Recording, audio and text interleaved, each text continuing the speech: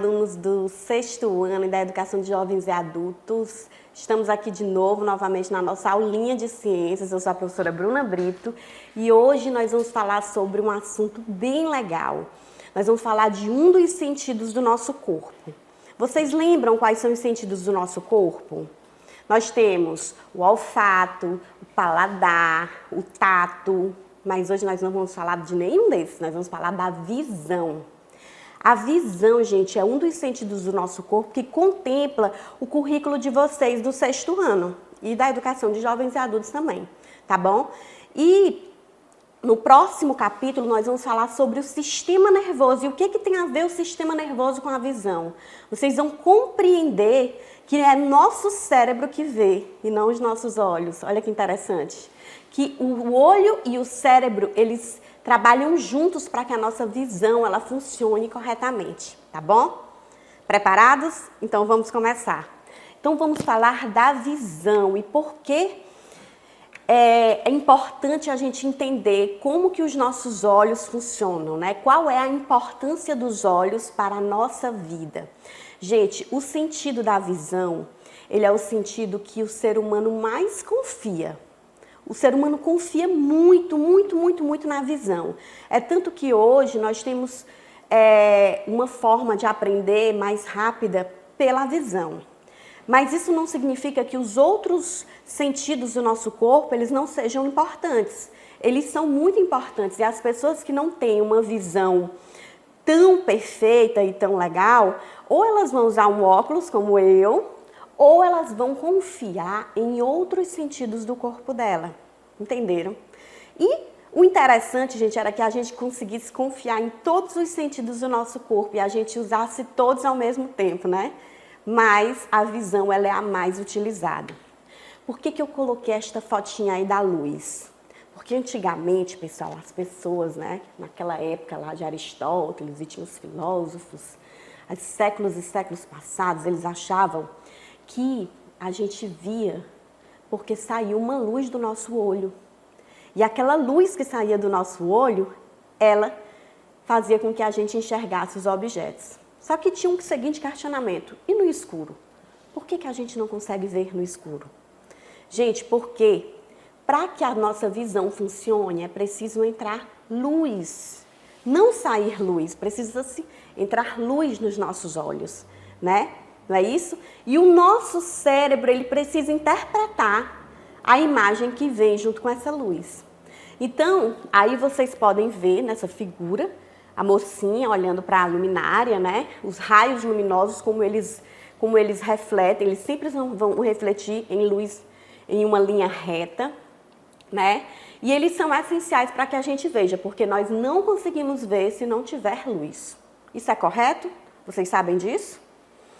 A gente não consegue ver no escuro, né? Se tiver alguma penumbra, aí sim a nossa visão vai conseguir funcionar, né? Não é isso? Então, a parte da ciência que estuda os corpos luminosos, que estuda os espelhos, que estuda as lentes, a gente chama de ótica. Ótica é a área da ciência que estuda todo esse campo, né, que envolve a visão, que envolve a luz, que envolve espelho. Agora nós vamos ver o nosso órgão, o olho em si. Primeiramente vamos ver o olho na parte externa. Eu quero que vocês olhem para essa figurinha e vocês vão ver aí a sobrancelha. Para que serve a sobrancelha? Para que serve a sobrancelha? Só para a gente ficar bonita, maravilhosa, para fazer aquelas sobrancelhas bem design, né? É para isso que serve? Gente, a sobrancelha ela é uma parte do nosso olho também e ela serve para nos proteger. Quando cai gotinhas de suor ali na nossa testa, geralmente elas ficam retidas na sobrancelha, porque a sobrancelha ela é um adereço do nosso olho que nos protege. E junto com ela nós vamos ter aqui os cílios, que também vão proteger, né? E a pálpebra superior, que também serve para proteger o olho contra tudo, tá? Contra o excesso de suor que cai da nossa testa, contra o excesso de vento que o olho vem a querer, né? Sentir poeira, né? Por isso que camelo, vocês sabem o camelo? Vocês já viram o camelo? o camelo ele tem um cílio bem grandão. Por quê? Porque geralmente ele mora em locais que tem muita areia. Mora onde? No deserto. Então ele é adaptado para ali, né? Caminha horas e horas pelo deserto e aquela areia bate no rosto dele e ele, ó, só mexe ali, fecha o olho e ele consegue se proteger de toda aquela areia porque o cílio forma uma cortina, não é? Já o peixe não tem pálpebra, né? Interessante. A pálpebra ela serve para a gente estar sempre abrindo o olho, fechando e lubrificando aquele olho, né? E é engraçado que o peixe não tem, né, gente? Mas ele tem outras formas de proteger o olho dele, né? Ele sempre fica com o olhão aberto, certo? E aqui nós vamos ter o olho em si, o nosso olho, tá? O nosso olho nós vamos ter aqui a íris, que é essa partezinha colorida aqui, não é? Aí nós vamos ter a pupila, onde eu tô colocando o laser bem dentro dela. Essa pupila, gente, ela tem a função de dilatar ou de se contrair, porque ela consegue, como é que eu posso dizer? Ela consegue regular a quantidade de luz que entra dentro do olho, tá bom? Certo? Aqui a pálpebra inferior, que também protege o olho, tá? E por último, nós vamos ver aqui a esclera, tá? A esclera, que nós vamos ter a córnea, que vai ter aqui ao redor da pupila aqui, que ela é como se fosse uma camada incolor e ela é transparente, ela fica na frente da pupila e da íris. Ela tem um formato assim mais côncavo aqui, né? Ela fica assim, tá? A córnea. E aí, quando eu pego esse olho e viro, gente, eu faço assim, o olho tá assim, na figura, eu vou virar ele e vou fazer um corte, tá bom? E aí, nós vamos para esta figura maior bem aqui. Vocês vão conseguir ver a córnea e a esclera nessa figura, de lado, tá bom? Aqui vocês vão ver a córnea, que é uma lente, que ela tem essa curvatura fixa aqui. E vocês vão ver a esclera, que é a parte branca do olho. Na esclera, nós vamos encontrar a conjuntiva. É por isso que quando a parte branca do olho, ela pega alguma bactéria, aquela bactéria da conjuntivite, ela fica vermelhinha, a gente chama aquele nome de conjuntivite. Alguém já teve conjuntivite? Conjuntivite é quando a esclera ela está inflamada lá, né? Pegou a bactéria e aí pega a conjuntivite, tá? Que é na esclera. E a córnea, ela é a porta de entrada do nosso olho. É pela esclera que nós vamos observar aqui a córnea agora. E é pela córnea que vai receber o primeiro raio de luz. Mas antes de falar da córnea, vamos falar aqui também dessa parte aqui. Do líquido viscoso, incolor e transparente que fica aqui dentro do olho. Tá bom? Ao redor aqui, a figura de vocês aqui não mostra, né? Mas a gente vai ter vasos sanguíneos que vão irrigar o olho, né? Fazer com que chegue oxigênio através dos vasos sanguíneos por toda essa região aqui que eu estou passando aqui do olho, tá bom? Aí nós vamos ter a córnea, que vai receber o primeiro raio de luz, e a pupila, onde ela vai abrir, ela pode se dilatar, como ela também pode se contrair, dependendo da quantidade de luz, tá? É engraçado, gente, porque quando nós estamos totalmente no escuro, né, sem receber nenhum raio de luz, e de uma hora para outra alguém vem lá, pá, liga a lâmpada, não dá aquela dor no olho? A gente faz, ih. Isso porque a pupila, ela estava bem tranquila, bem relaxada, e de uma hora para outra entra raio de luz, ela fica como? Ela recebe aquele choque, né? Dilata e às vezes ela se contrai para poder controlar a quantidade de luz que entra no olho, viu? Porque o nosso corpo ele é perfeito. Tem todas as partes, tudo para proteger a gente de tudo, tá? Então a pupila ela tem essa função de regular, tá? E aqui vocês vão ver a íris, a parte colorida do olho, né? Se o olho é castanho, se o olho é azul, se o olho é verde, dependendo da hereditariedade do olho do seu pai, da sua mãe, né? E aí a íris ela vai manifestar essas cores aqui, tá bom? E aí vocês vão ver a lente, né? Que antigamente era chamada também de cristalino, que ela tem uma curvatura geralmente variável, tá bom? E aqui nós vamos ver a retina. É bem aqui na retina onde se projeta a imagem, onde a imagem é formada. É uma camada sensível à luz, no qual são projetadas imagens, tá? E sabe o que é interessante? A luz entra pela córnea, passa pela pupila e vai formar a imagem na retina. Só que essa imagem ela não fica direitinho, ela fica de cabeça para baixo, né? Desse jeitinho aqui, ó. Estão vendo? Ó, tá vendo a florzinha aqui? A florzinha, ela tá de cabeça para baixo, né? Porque quando a gente vê a imagem de uma forma correta, de A para B, na retina ela se forma de cabeça para baixo. E aí, professora, a gente vê de cabeça para baixo? Não. O interessante mais, gente, aqui nós vamos ter o nervo óptico, né? E esse nervo óptico, ele envia estímulos visuais ao cérebro. E aí os impulsos nervosos, eles interpretam os impulsos nervosos e eles viram novamente a imagem na posição correta. E a gente vê do jeito que nós vemos o mundo, né? Dessa forma. Nada de cabeça para baixo, porque é o nosso cérebro que interpreta essas imagens, certo? Aqui vocês vão ver os músculos que regulam o movimento do nosso globo ocular. Estão vendo aqui que legal, né? E aqui são todas as partes do nosso olho. Ok, certo? Viram como é que a retina interpreta a imagem? E viram como é que o cérebro interpreta a imagem após a retina receber essa imagem? Então, quem vê é o olho ou é o cérebro? O mais importante é o nervo óptico, né, gente? Porque se nós não tivermos um nervo óptico para ligar o olho ao nosso cérebro, a gente não vai conseguir interpretar as imagens. Isso que é interessante. Então, depois de vocês conhecerem todas as partes do nosso olho, nós vamos falar agora também dos distúrbios visuais. Eu tenho certeza que vocês estão aí na casinha de vocês aí só se perguntando. E as pessoas que usam óculos? Por que usam óculos? Tem alguém aí que usa óculos? Qual é o seu tipo de distúrbio visual? O meu, gente, o meu é miopia. Eu tenho miopia. Só que eu não tenho só miopia, eu tenho astigmatismo também. Desde os 12 anos de idade que eu uso óculos, né? E vem avançando a minha miopia e o astigmatismo. Vou mostrar para vocês como é que acontecem esses distúrbios visuais, tá? Geralmente é genético, hereditário, mas existem alguns comportamentos que nós podemos ter ao longo da nossa vida que a gente pode agravar esses distúrbios, tá bom? Vocês vão conhecer tudo hoje. Primeiramente, vocês vão ver aqui como é que funcionam as lentes que corrigem a miopia. Geralmente, as pessoas que têm a miopia, elas têm um globo ocular mais alongado, tá? O bulbo do olho, ele não é normal, ele não é redondinho assim, ele é mais alongado, entenderam?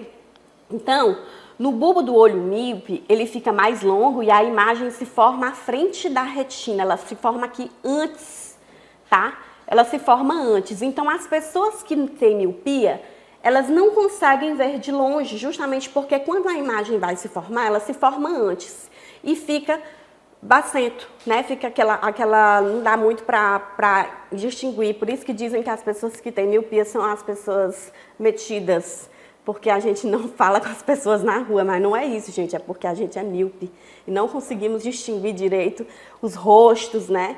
E reconhecer as pessoas na rua de longe. Mas aí de perto, o míope já consegue ver tranquilamente, tá bom? E como é que corrige?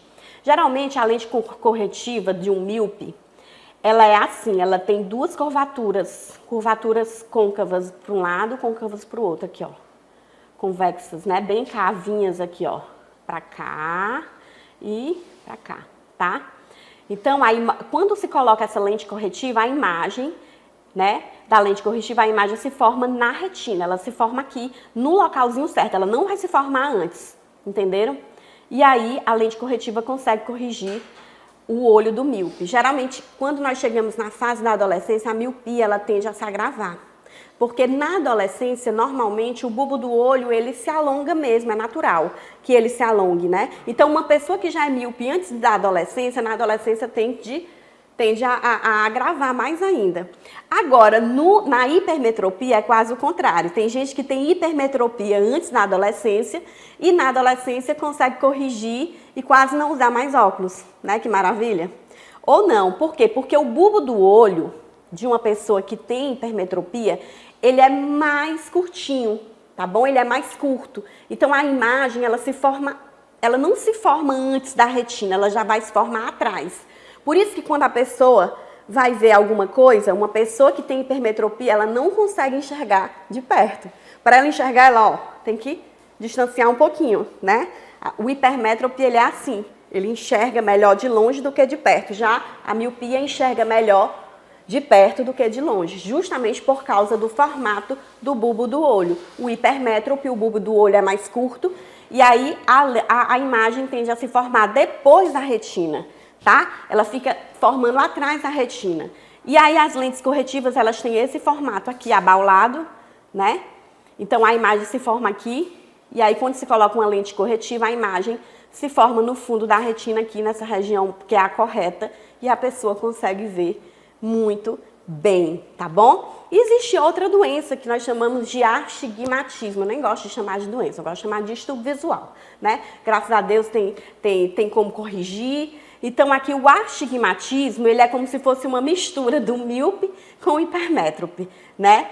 A lente, ela se forma de uma forma mais... existem vários pontos no fundo da retina onde a imagem pode se formar, né?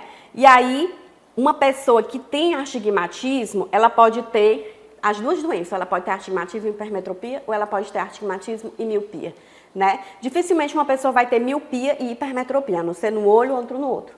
Mas o astigmatismo, geralmente, ele gosta de acompanhar alguma doença. No meu caso, eu tenho miopia e astigmatismo, né?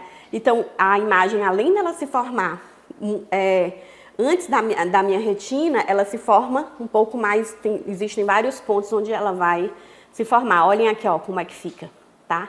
O olho de uma pessoa que tem astigmatismo. E aí a lente corretiva é como se fosse uma mistura dessa daqui, né, convexa, com essa daqui mais côncava, ó. E a lente corretiva do astigmatismo, tá? Existem outras doenças que estão associadas à idade, por exemplo, a presbiopia. A presbiopia é quando a gente força o olho, né, e geralmente, naturalmente, com o tempo, a imagem ela vai ficando mais turva, porque os músculos que regulam o globo ocular, eles vão envelhecendo mesmo, é natural que vai envelhecendo. E quando você, no decorrer da sua vida, você força a sua visão com mais frequência, é tendencioso que você tenha a presbiopia mais cedo, né? Porque os músculos dos olhos vão ficando mais elásticos, né? E você tende a não ver as imagens como antes, tá? E existe uma outra doença que ela é muito comum, catarata. Vocês já ouviram falar de catarata? Gente, olha, eu vou mostrar agora um vídeo para vocês, eu vou perguntar para a especialista, né, a médica oftalmologista Juliana Lopes, que atende ali na Clínica Assis Costa e no Hospital dos Olhos ali, Francisco Vilar, e ela vai me responder. Eu quero perguntar a ela, doutora Juliana, eu vou ter catarata um dia? O meu aluno, ele vai ter catarata? A mãe do meu aluno pode ter catarata? Eu quero saber disso, tá? E eu vou mostrar para vocês a resposta dela. Fiquem por aí. Sim, você vai ter catarata. Essa é uma afirmação que quando eu falo em consultório, alguns pacientes se assustam. Doutor, eu vou ter catarata? Sim, todos nós teremos catarata, porque a catarata faz parte do processo fisiológico de envelhecimento normal do corpo humano. Eu costumo dizer que catarata é igual cabelo branco, todo mundo vai ter. Algumas pessoas mais cedo, outras mais tarde. Alguns fatores eles podem antecipar a catarata. Me segue lá pelo Insta que isso é assunto do meu próximo post. E aí, gente, gostaram? Gostaram não, né? Gente, o ideal é que a gente cuide da nossa alimentação, cuide dos nossos olhos, justamente para proteger essas doenças ligadas à idade, não é? Existe uma outra questão que eu queria tocar com vocês e eu sei que vocês vão entender o que eu estou falando, já no finalzinho da nossa aula. Vocês já ouviram falar de luz azul? No mundo de hoje, que está todo mundo aí ligado nas telas. Vocês nunca se perguntaram, será que isso faz bem para a minha visão? Né? Será que a luz azul ela é legal? A luz que reflete da televisão, do celular, do computador, já que nós estamos quase que 24 horas ligados ali. Hein? Agora, nesse tempo de pandemia que está todo mundo ligado no celular estudando, será que isso faz bem à nossa visão? Vou mostrar para vocês umas dicas da doutora Juliana Lopes e ela vai mostrar para vocês quais são as dicas para que a gente se proteja dessa luz azul no nosso cotidiano. Fiquem por aí. A outra dica é para aquelas pessoas que precisam passar muito tempo em frente ao computador. Muita gente que hoje em dia trabalha em home office, isso é uma realidade que para muitos não vai mudar. Tente fazer intervalos de descanso durante o seu trabalho, porque isso ajuda a descansar a visão. Outra dica é, se você precisa usar o celular à noite, ative o filtro que bloqueia a luz azul nociva. A gente encontra ali naquela telinha onde tem os comandos de Bluetooth, ativação de Wi-Fi, e você consegue ativar o filtro que bloqueia a luz azul. Outra dica é, se você usa óculos, opte pelos tratamentos que bloqueiam a luz azul. Hoje existem várias opções no mercado. E agora a última dica, que para mim é uma das mais importantes, que é evite utilizar as telas e eletrônicos logo antes de dormir. A minha orientação é desligue celular, tablet, computador, televisão 2 horas antes de dormir. Isso vai ajudar bastante na qualidade do seu sono e na sua saúde como um todo, tá bom? Então foram essas as dicas, gente, espero que tenham ajudado vocês. O meu objetivo aqui é trazer informação, é ajudar o dia a dia, para a gente se proteger e para que os nossos olhos possam envelhecer com qualidade, tá? E sempre ajudando você a cuidar bem da sua visão. Obrigada, até a próxima.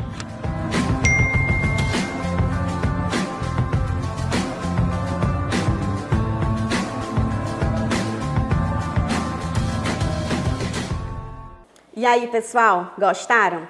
Legal, né? Então tem muitas dicas no Instagram da doutora Juliana, gente, vocês podem acessar, tá? Sobre a nossa visão, sobre a nossa saúde, tá? Fiquem ligados, na próxima aula tem mais.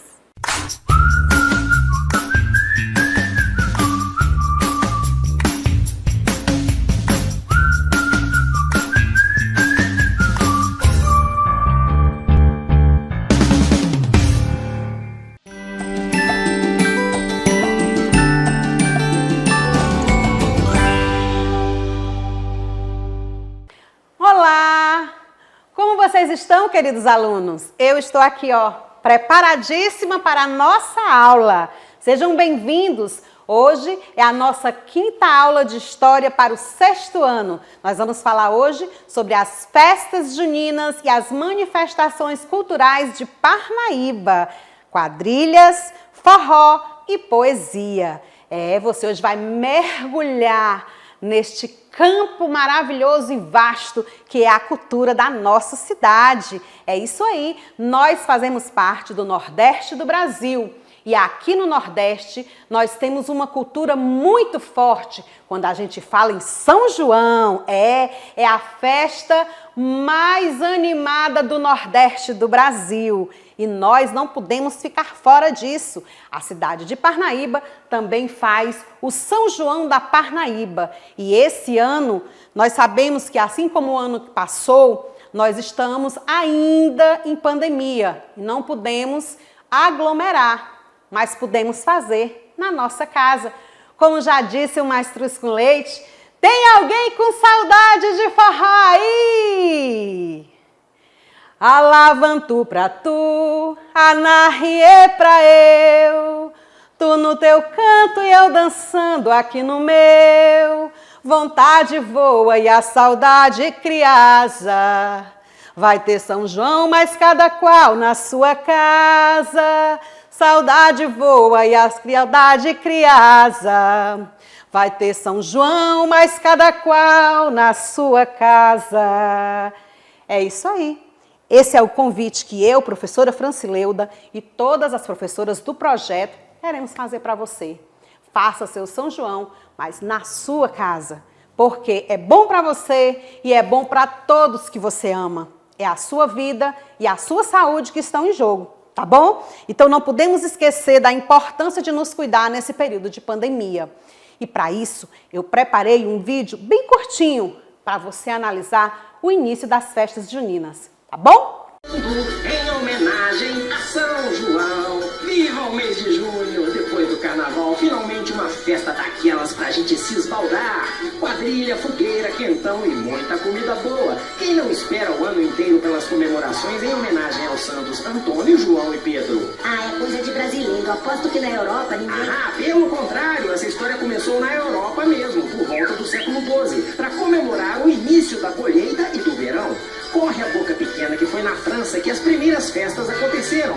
Não é à toa que as nossas quadrilhas são uma versão acaipirada das danças nobres dos salões franceses. Aliás, de onde você acha que veio um monte de palavras que comandam uma quadrilha? Ei, tá indo pra frente por quê, homem? Anarriê é pra trás em francês. Ela fala francês agora. Quando os portugueses chegaram aqui, trouxeram essa farra na bagagem e nós, claro, demos a nossa cara. Toda aquela comilança também é coisa nossa. É que aqui a festa se enraizou mesmo no Nordeste. Em junho é época da colheita do milho, então haja pamonha, canjica e pipoca. Já o casamento na roça, com direito à noiva grávida e fugindo com outro, é coisa de Santo Antônio mesmo. Ah, esse casamenteiro. Opa, se a noiva foge, a culpa não é minha. E a fogueira? São João, quando ele nasceu, uma fogueira foi acesa para comemorar. E já que a festa é uma homenagem a ele também, a fogueira não podia faltar. E pular é coisa dele? Não, pular é coisa de doido mesmo. Vocês viram aí como foi que surgiram as festas juninas? Foi um textinho bem curtinho para você, só para a gente relembrar. Todos nós que somos aqui do Nordeste já conhecemos bem essa história. Nós sabemos que tudo começou com a quadrilha matuta. A quadrilha matuta é aquela quadrilha em que os pares se fantasiam com roupas matutas e vão lá, com auxílio de um gritador, esperar o próximo passo. E a frase é: outro par! É isso mesmo. Quando você escutava isso na quadrilha, era a sua vez de entrar na fila e fazer a festa acontecer. Quem aqui não já dançou uma quadrilha matuta, no Passo do Bêbado, que tem o túnel, que tem frases que a gente às vezes não sabe nem o significado, mas que a gente vibra quando a gente escuta, tipo, Anavantu! E a gente lá, não sabendo o que está fazendo. E quando eles dizem anarriê, que a gente também não sabe o que está dizendo, mas a gente sabe que é para frente e que é para trás. Sabe por quê? Porque essa cultura começou na França e esses termos são franceses. E é por isso que a nossa quadrilha ela tem origem francesa e chegou aqui no Brasil, a gente transformou nessa grande festa que são as festas juninas.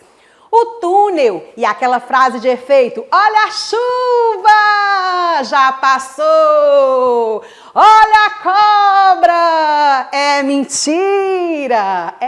Essas são algumas das frases que nós usamos aí na quadrilha matuta.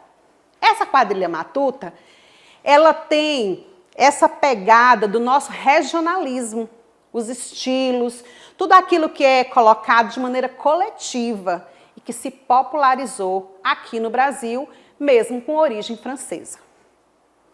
Para a gente compreender melhor, o teor caipira dessa festa é justamente porque acontece nas regiões mais interioranas do Brasil. Em que meses? No mês de junho e no mês de julho, que são os meses destinados à colheita de um ingrediente que não pode faltar nas nossas festas juninas. O milho. É isso mesmo. O milho é um dos ingredientes que não faltam nas festas juninas. E a colheita do milho se dá justamente nesse período, entre junho e julho. Tá bom? Então, essa dança matuta é uma dança em pares, baseada num casal que vão organizando essa grande festa. Mas só que a quadrilha, professora, agora não é mais tão matuta, não. A senhora não está vestida com roupa de quadrilha matuta, não.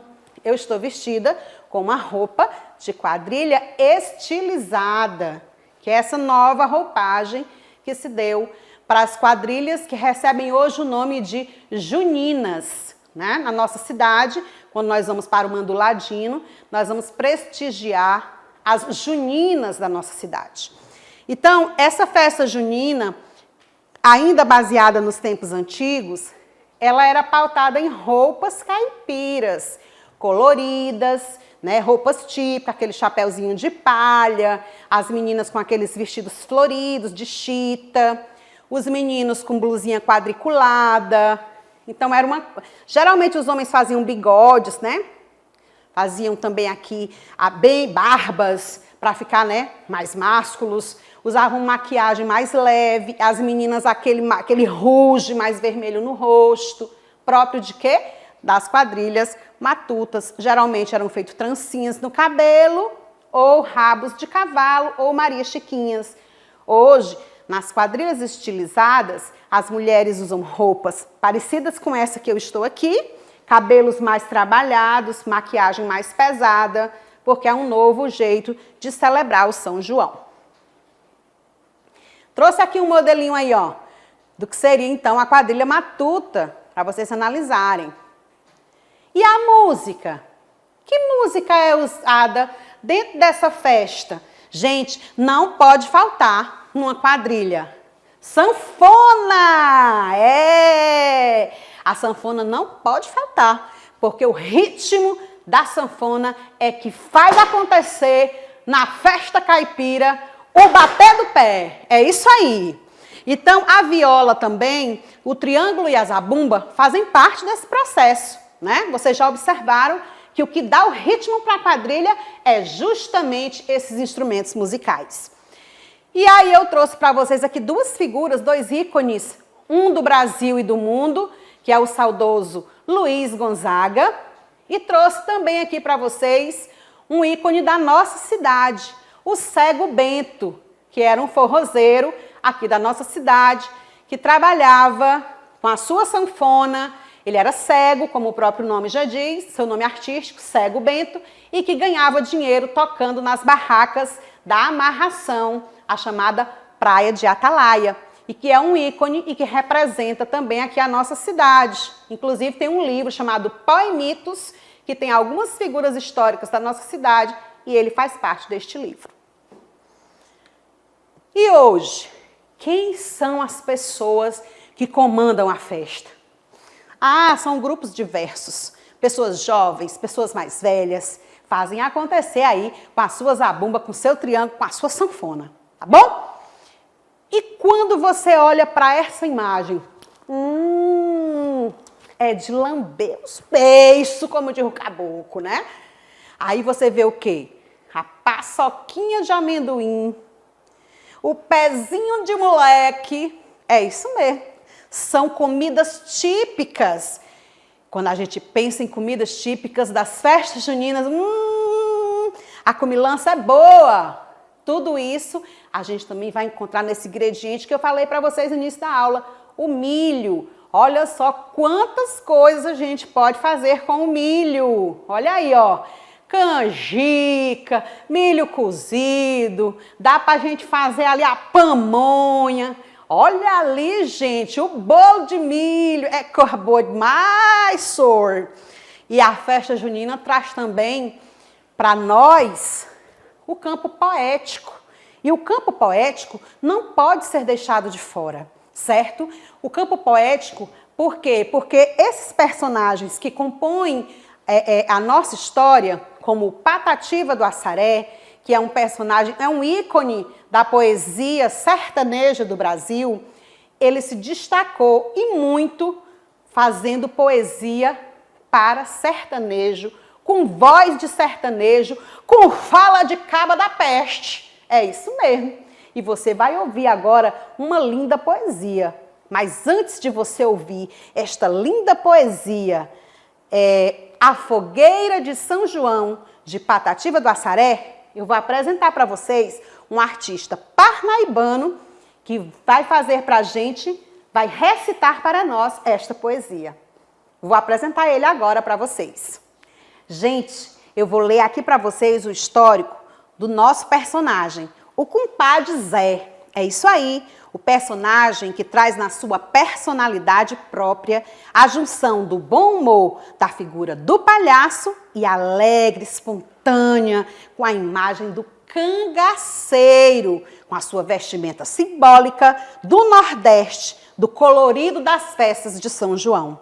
Compadre Zé surgiu de uma ideia do nada, dessas como simpatia junina, pois foi mesmo a sua primeira aparição numa noite do dia 13 de junho de 2016 em um arraiá da paróquia de São Sebastião, realizado aqui em Parnaíba. Esse arraiá era dos grupos de jovens e lá se vão 5 anos de existência do compadre Zé. Eita! Depois disso, ele se lançou, apresentando grandes festivais juninos em nossa cidade e região, em TVs, nos palcos e no teatro, em programas de incentivo à cultura, na dramaturgia e realizou inúmeras atividades, inúmeros programas. E dentro dessa sua proposta, ele sempre viabilizou também as campanhas sociais. Então, é com muito prazer que eu apresento para vocês o compadre Zé. Patativa do Assaré, fogueira de São João. Meu São João, meu São Joãozinho. Quanto amor, quanto carinho, quanto afiado e quanto padrinho. Nesta terra brasileira que tem a gente arranjado no quilaro abençoado, tão belo e tão respeitado da sua fogueira. Meu querido e nobre santo, que a gente quer e ama tanto, sua fogueira é todo encanto da gente do meu sertão. Não pode se ver acurlado a porva que vai queimada nessas noites festejadas da fogueira de São João. Quem vive lá na cidade não conhece de verdade a maior felicidade. 3 caboclos empareados com seus bacamarte armado, dá 3 tiros encarreados. Pei, pei, pei! Viva São João! A cinza santa e sagrada da sua fogueira amada, com fé no peito guardada, quem tira um pouquinho dela depois que se apaga a brasa e bota na roda da casa, na vida nunca se atrasa, se defende das mazelas. É tão grande e tão imensa minha fé e minha crença, que se Deus me der licença, quando eu morrer, vou levar um grosso fecho de madeira, de angico e catingueira, para modo de fazer uma fogueira lá no céu, quando eu chegar. Gente, depois dessa empolgante poesia do Patativa do Assaré, eu vou trazer para vocês um outro poeta, que é agora mais contemporâneo, que é o Braulio Bessa. Já ouviram falar do Braulio Bessa? Vou apresentar para vocês uma poesia chamada Ser Nordestino. Sou gibão do vaqueiro, sou cuscuz, sou rapadura, sou vida difícil e dura, sou Nordeste brasileiro. Sou cantador violeiro, sou alegria ao chover. Sou doutor sem saber ler, sou rico sem ser granfino. Quanto mais sou nordestino, mais tenho orgulho de ser. Da minha cabeça chata, do meu sotaque arrastado, do nosso solo rachado, dessa gente maltratada, quase sempre injustiçada, acostumada a sofrer. Mas mesmo nesse padecer, eu sou feliz desde menino. Quanto mais sou nordestino, mais orgulho eu tenho de ser. E eu concordo com o Braulio Bessa, quanto mais sou nordestina, mais orgulho eu tenho de ser. E você, tem orgulho do Nordeste? Ou você é daqueles que se esconde e diz, não, eu não sou nordestino, não. Eu sou paulista. Eu sou de São Paulo. É assim? Não, gente, a nossa cultura é tão rica quanto a dos outros estados brasileiros. Todos os estados têm suas belezas e as suas riquezas, e nós não somos diferentes. Então, queria dizer a todos vocês que nós temos aqui na nossa cidade uma riqueza muito grande de grupos culturais que trabalham o ano inteiro e que representam a nossa cidade. Estou apresentando agora aqui para vocês na tela o grupo Balancinha. São crianças que dançam e encantam. São campeões, muitas vezes, no São João da Parnaíba.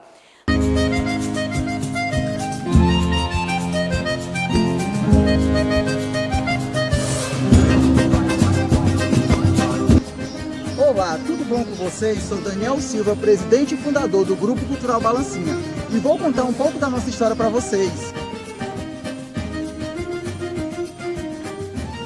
Nascemos em 2009, temos 13 anos de história. O nosso maior intuito foi ser uma grande família e trazer alegria para o nosso povo parnaibano. A nossa história foi feita de muita emoção, dificuldades e humildade, por isso existimos até hoje. E exatamente dessa quadra nos tornamos a maior e melhor quadrilha mirim da cidade de Parnaíba. Aqui tem um palco de grandes espetáculos, de grande inovação, de grandes alegrias.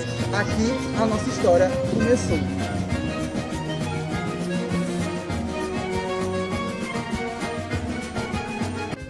Em todo o nosso trabalho, levantamos o público na arquibancada e nos consagramos octacampeã na categoria Infanto Juvenil. Hoje somos reconhecidos e respeitados em todo o Brasil.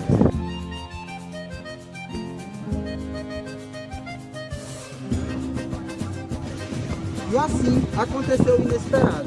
Veio uma pandemia que assolou o mundo todo e que a gente teve que parar. Mas não esquecemos de levando através de lives da internet, levando muita interação. Não vemos a hora de tirar a máscara e voltar a viver essa emoção.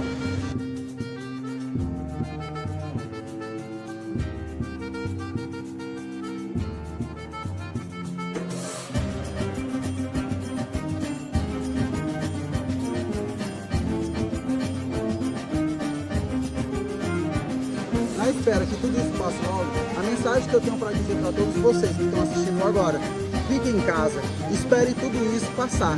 Um dia vai passar e a nossa alegria vai voltar.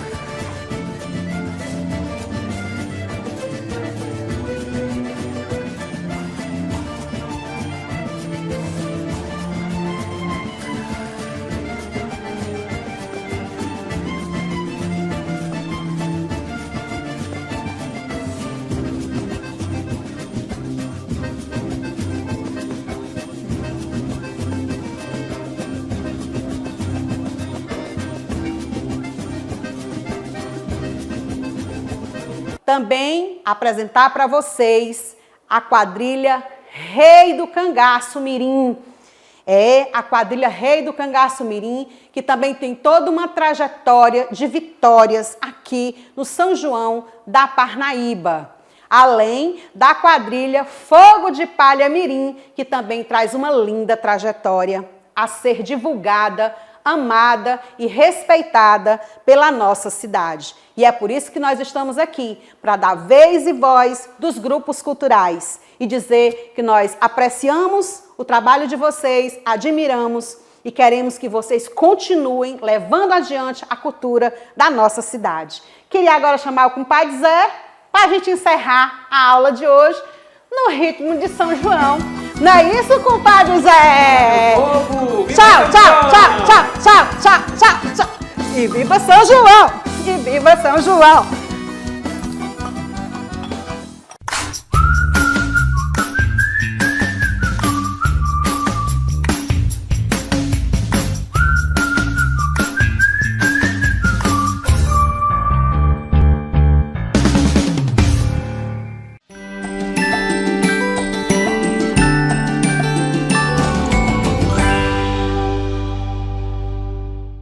Olá, meus alunos do 7º ano em Educação de Jovens e Adultos, estão todos aí, apostos para a nossa aulinha de hoje. Hoje nós vamos falar de mais um organismo, né? Um organismo bem interessante. Nós já vimos falando de bactérias, de vírus, protozoários, mas hoje nós vamos falar sobre um organismo bem... gosto de dizer que ele é mais evoluído, mas ele é diferente, que são os fungos. Vocês gostam de fungos? Vocês já ouviram falar de fungos? Você já viu um fungo? Você associa fungo a quê, gente? A coisa boa ou a coisa ruim? Vocês já tiveram algum fungo no corpo de vocês? Caruncha no cabelo, frieira? Já? Não? Já viram algum fungo na laranja, no pão? Fungo é bicho metido, gente. Fungo gosta de estar em todo lugar, né? Os fungos estão em todos os lugares e eles tanto podem fazer o bem para a humanidade, como também pode fazer o mal. Um malzinho, assim, uma doencinha ali, outra aqui. Mas vocês vão ver que, no geral, os fungos, eles são essenciais para o equilíbrio ecológico da natureza, tá bom? Por quê? Bom, primeiramente eu quero falar das leveduras. No livro de vocês tem essa experiência bem legal e eu queria que vocês fizessem aí na casa de vocês. Não vou conseguir fazer hoje aqui. Mas se vocês quiserem entender como é que uma levedura funciona, é só colocar um copinho de água morna com um pouquinho de açúcar. Por que que o açúcar? Porque as leveduras se alimentam de açúcar. E aí vocês podem colocar um pouquinho de fermento biológico, sabe? Aquele fermento que você compra ali no supermercado. Não é tão caro, acho que é R$1. Fermentinho biológico. E deixa ali por 2 dias, amarra a boca do saco de uma garrafa PET, coloca aquele líquido ali bem mexido e coloca um balão. Com o tempo vocês vão ver uma coisa bem legal. Sabe o que vai acontecer? Aquele balão ele vai começar a inflar, até ficar bem cheio. igual aqui na figura. Por que que ele infla? Por que que ele fica cheio? Porque as leveduras, quando elas se alimentam do açúcar, elas liberam o gás carbônico, né?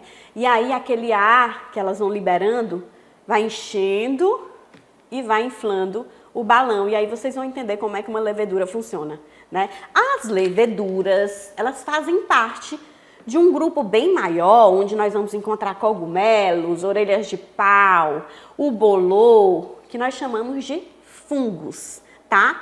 As leveduras se alimentam de açúcar e é com esse conhecimento que as pessoas que trabalham com pão, com queijo, com bebida alcoólica, usam elas para alimentação. Então, as leveduras são usadas pelos padeiros como fermento, tá? Elas não são visíveis a olhos nus, elas são muito pequenininhas, elas têm micrômetros de tamanho, né? São bem difíceis de ver, lógico, só se for um microscópio, mas elas são muito funcionais na nossa alimentação, tá? As leveduras. E existe também, gente, alguns cogumelos que também fazem parte da nossa alimentação, como o champignon.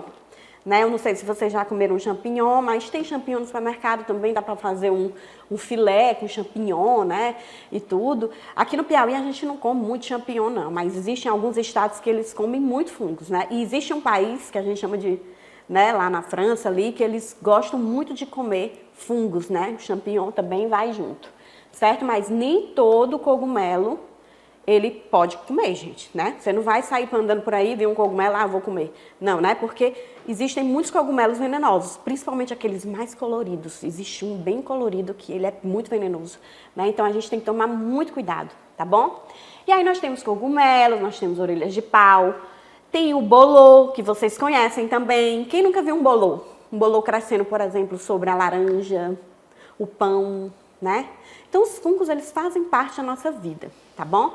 Eles fazem parte da nossa vida. E essa questão deles quererem comer a nossa comida não é tão ruim, não. Porque eles fazem parte da decomposição da matéria orgânica. Vocês lembram lá quando a gente falou sobre um pouco fotossíntese? E eu disse a vocês que existem, cadeia alimentar, que existe um grupo de organismos que faz parte de todo o equilíbrio ecológico. Pois é, o fungo está dentro desse grupo de organismos, porque eles decompõem toda a matéria orgânica. Então, ele é importante para essa questão. Mas também na nossa alimentação, tá? Aqui eu vou mostrar para vocês as leveduras. Aqui é como se fosse uma montanha de leveduras. Não dá para ver, tá entre o pozinho.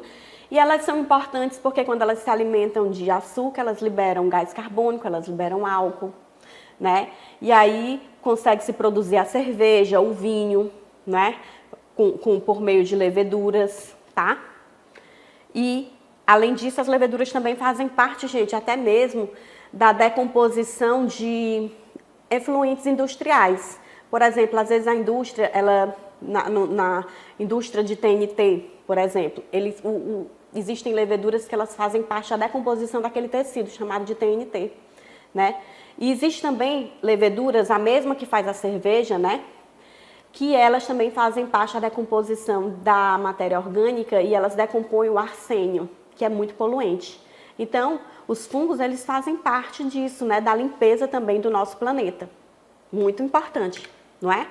Aí eu vou mostrar para vocês uma experiência bem legal que eu tive na Escola Comendador Cortês, já mostrei para o 6º ano, mas foi a produção de um biofertilizante com uso de leveduras, com uso de fungos.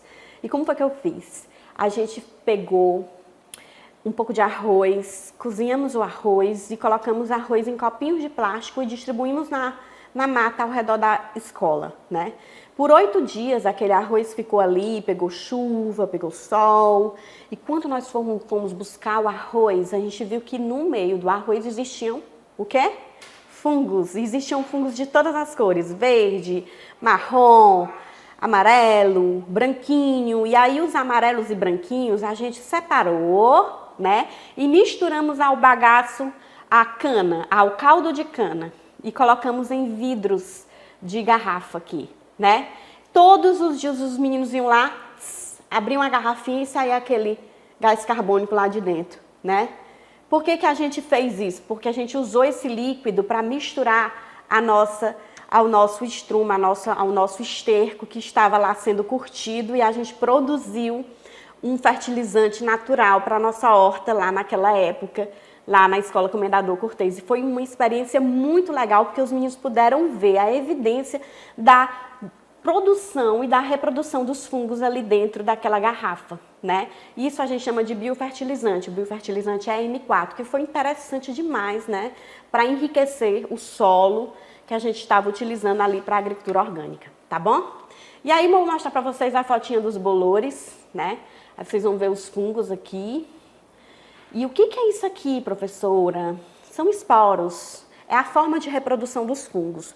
Os fungos, eles se reproduzem por esporos, tá? E é por isso que eu posso dizer que em todo lugar a gente pode encontrar fungo.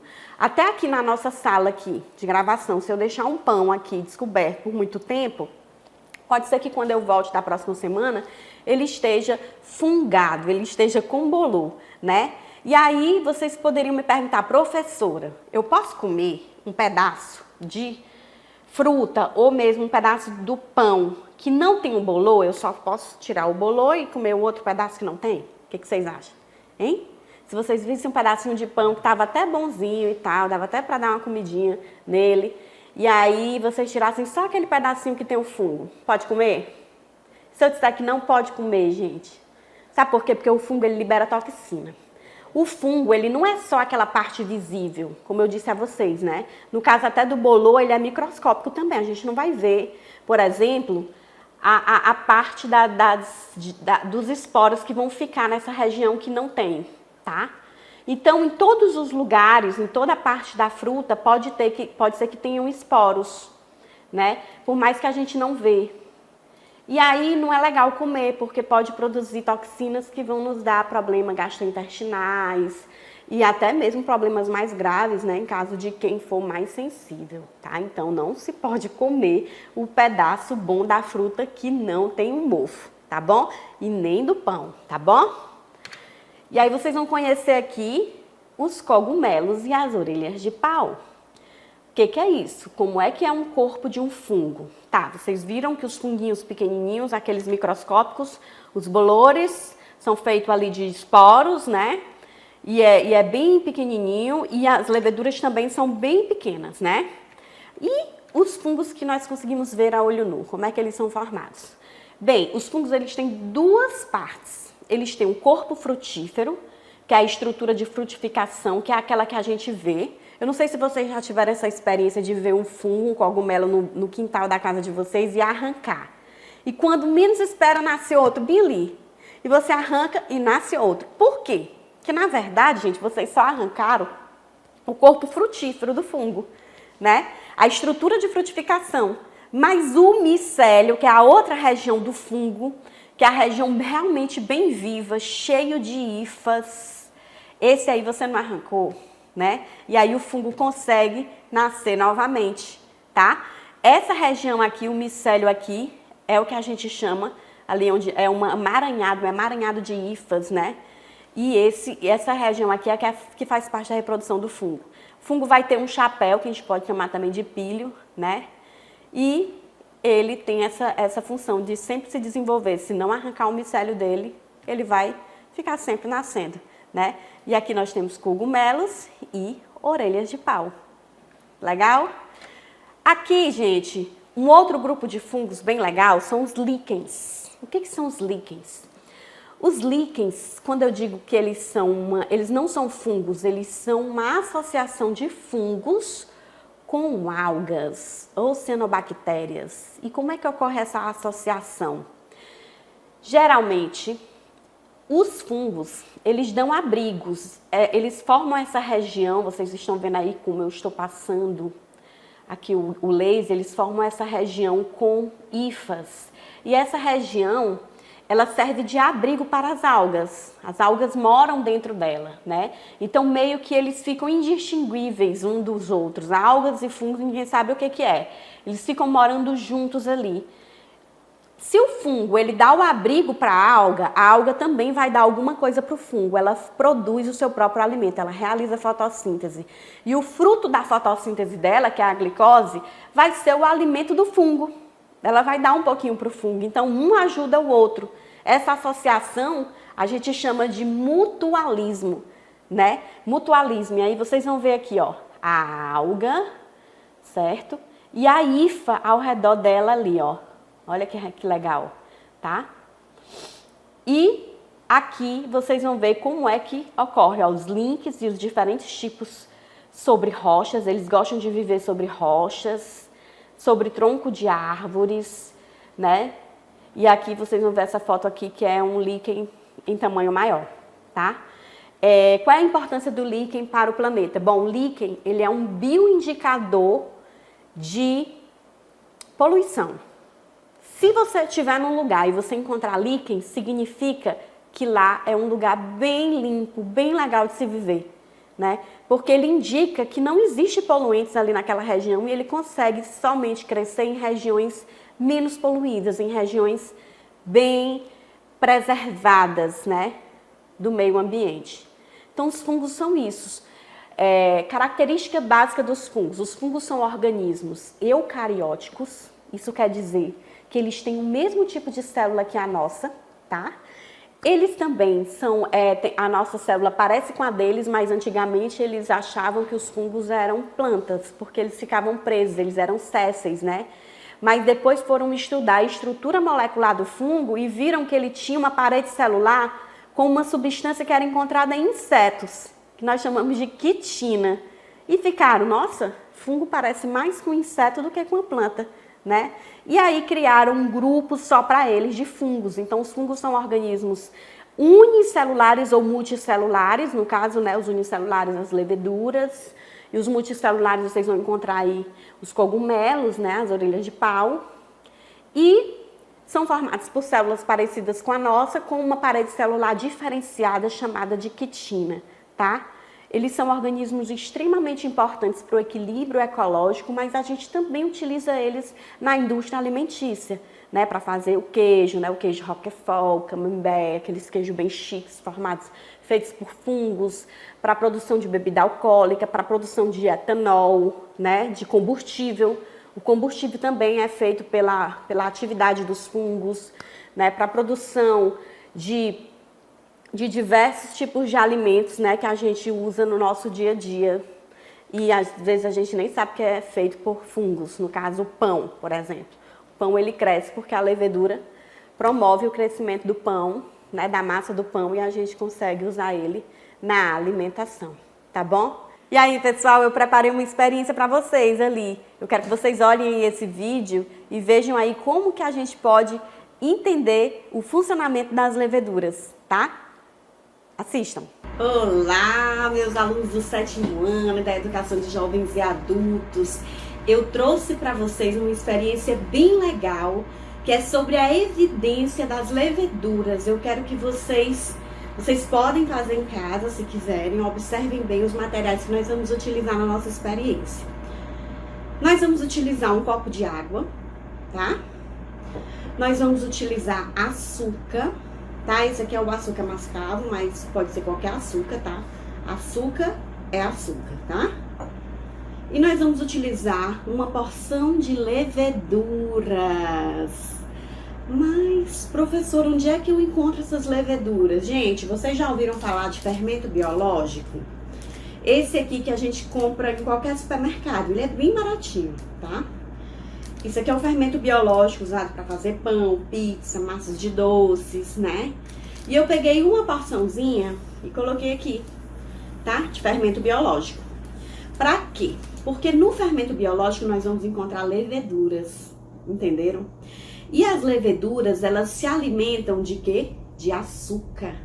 As leveduras se alimentam de açúcar. Então, o que que eu vou fazer? Eu vou pegar um pouco de água, essa água ela está quentinha, ela está morna, tá bom? Eu esquentei ela. Vou colocar a porção de açúcar nessa água. Ó. Colocar toda essa porção de açúcar. Estão vendo? Vou mexer. Agora eu tenho um alimento ótimo para as leveduras. E vou colocar as leveduras. Olha só. Vou colocar a levedura. Vou colocar o fermento biológico aqui. E vou mexer bem. Mexer até Certo? Estão observando? Muito bem. Aí, gente, o que que acontece? Depois que já tiver bem mexido, se vocês quiserem mixar mais ainda, pode colocar no liquidificador. Depois que tiver bem mexido, a gente usa um funil, tá bom? Um funil e uma garrafa PET. E nesse funil, eu vou colocar o líquido, eu vou despejar esse líquido aqui, ok? Uma vez colocado esse líquido, eu completo com mais um pouco de água morna. Ok? E aí, gente, o que que acontece? Eu vou fechar com um balão. Balão? Um balão, Lipe. Um balão, ó. Vou movimentar bem. Se vocês quiserem fixar mais ainda o balão aqui, é só amarrar com um barbante. E o que que vai acontecer, professora? Então, vocês vão ter este resultado aqui. Vocês sabem por que nós chegamos neste resultado? Porque depois de 2 dias, gente, quando as leveduras elas se alimentam do açúcar que está aqui dentro da garrafinha PET, o que que vai acontecer? Ela vai liberar gás carbônico, que vai encher este balão, tá certo? Ela vai liberar o gás carbônico e vai fazer com que esse balão encha. E aqui nós temos a evidência da existência de leveduras. Gostaram? Entenderam? E aí, pessoal, gostaram do vídeo? Compreenderam como é que as leveduras funcionam? Na próxima aula a gente tem muito mais, tá? Até mais!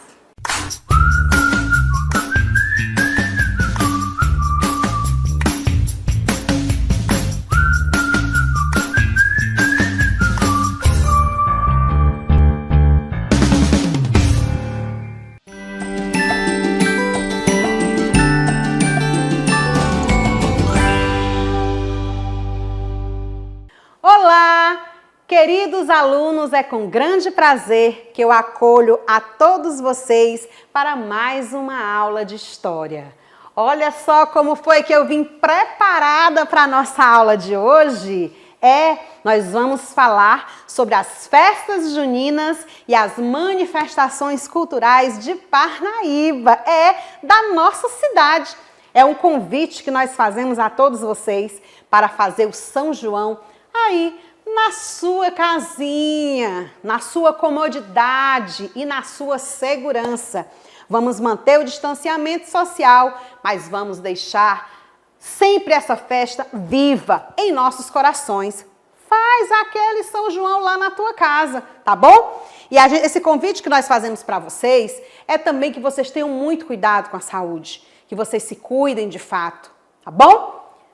Vamos então acompanhar um vídeo que eu trouxe aqui para vocês, cheinho de informações. Presta atenção nesse vídeo, que ele vai te ajudar a compreender como começaram as festas juninas.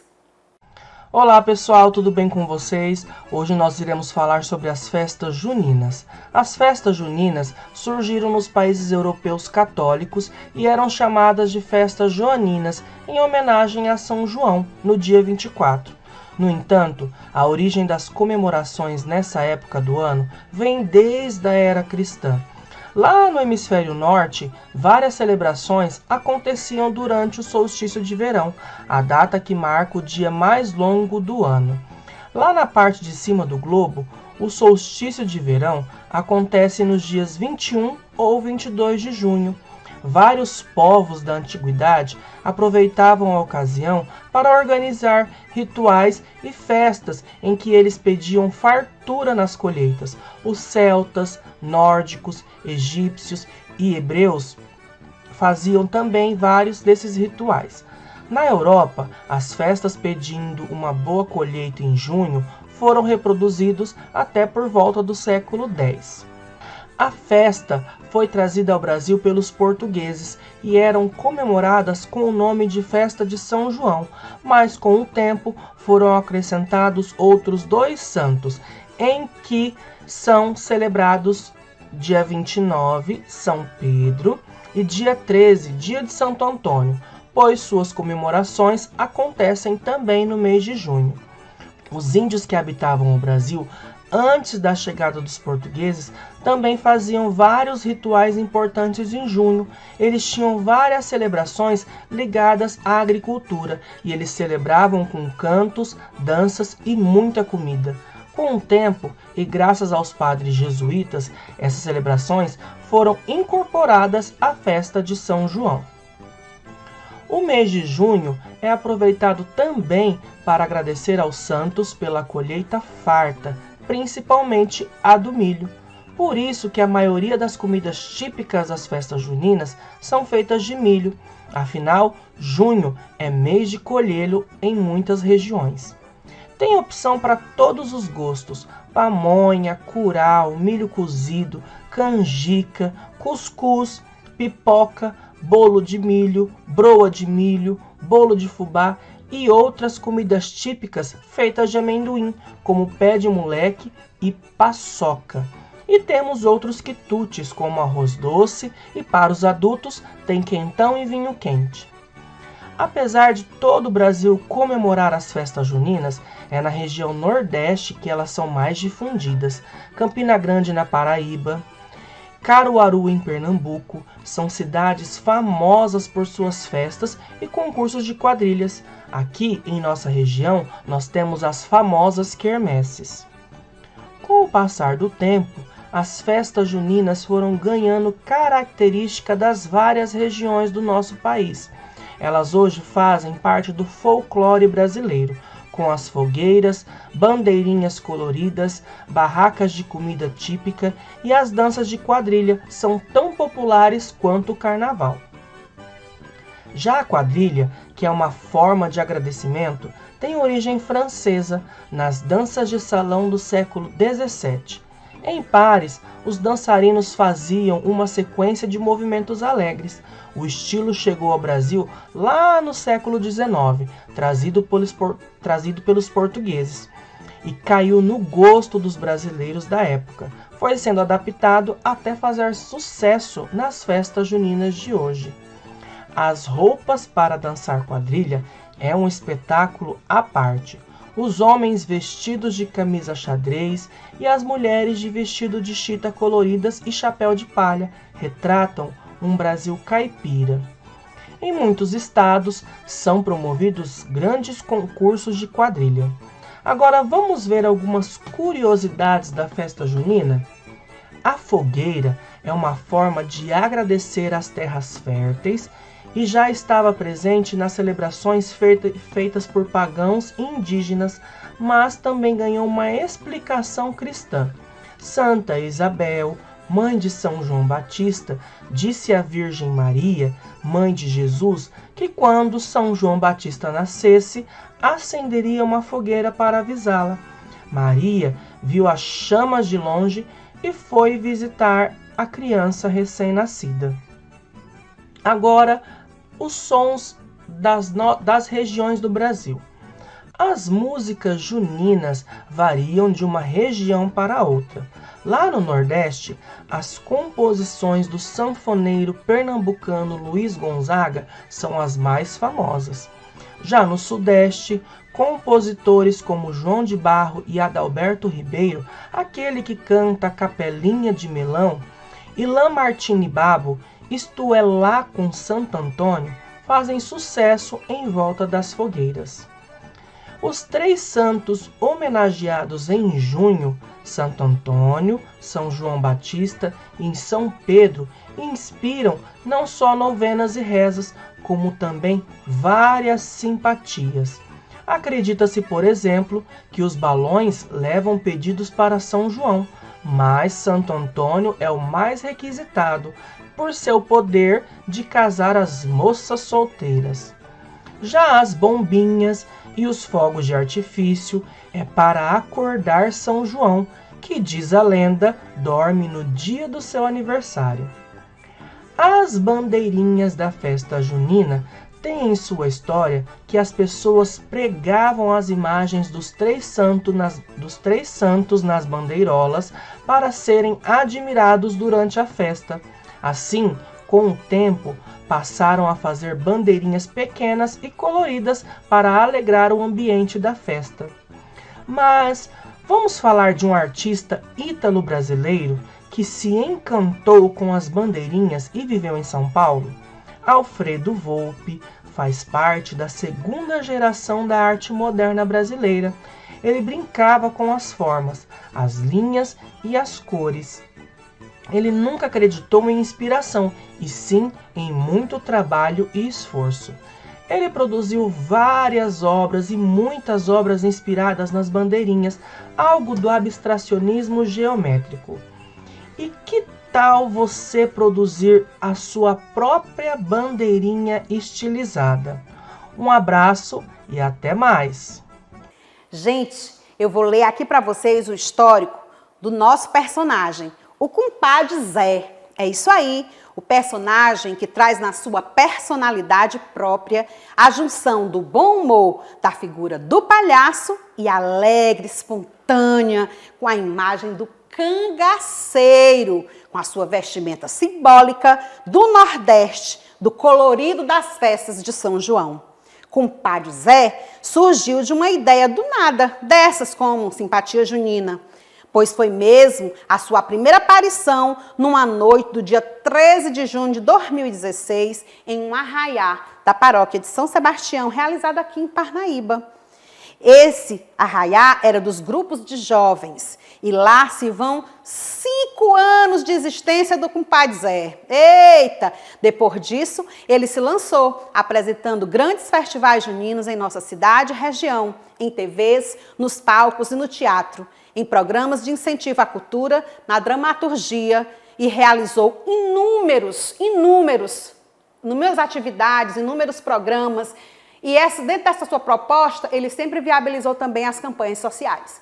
Então, é com muito prazer que eu apresento para vocês o compadre Zé. Patativa do Assaré, fogueira de São João. Meu São João, meu São Joãozinho. Quanto amor, quanto carinho, quanto afiado e quanto padrinho. Nesta terra brasileira que tem a gente arranjado no quilaro abençoado, tão belo e tão respeitado da sua fogueira. Meu querido e nobre santo, que a gente quer e ama tanto, sua fogueira é todo encanto da gente do meu sertão. Não pode se ver acurlado a porva que vai queimada nessas noites festejadas da fogueira de São João. Quem vive lá na cidade não conhece de verdade a maior felicidade. 3 caboclos empareados com seus bacamarte armado, dá 3 tiros encarreados. Pei, pei, pei! Viva São João! A cinza santa e sagrada da sua fogueira amada, com fé no peito guardada, quem tira um pouquinho dela depois que se apaga a brasa e bota na roda da casa, na vida nunca se atrasa, se defende das mazelas.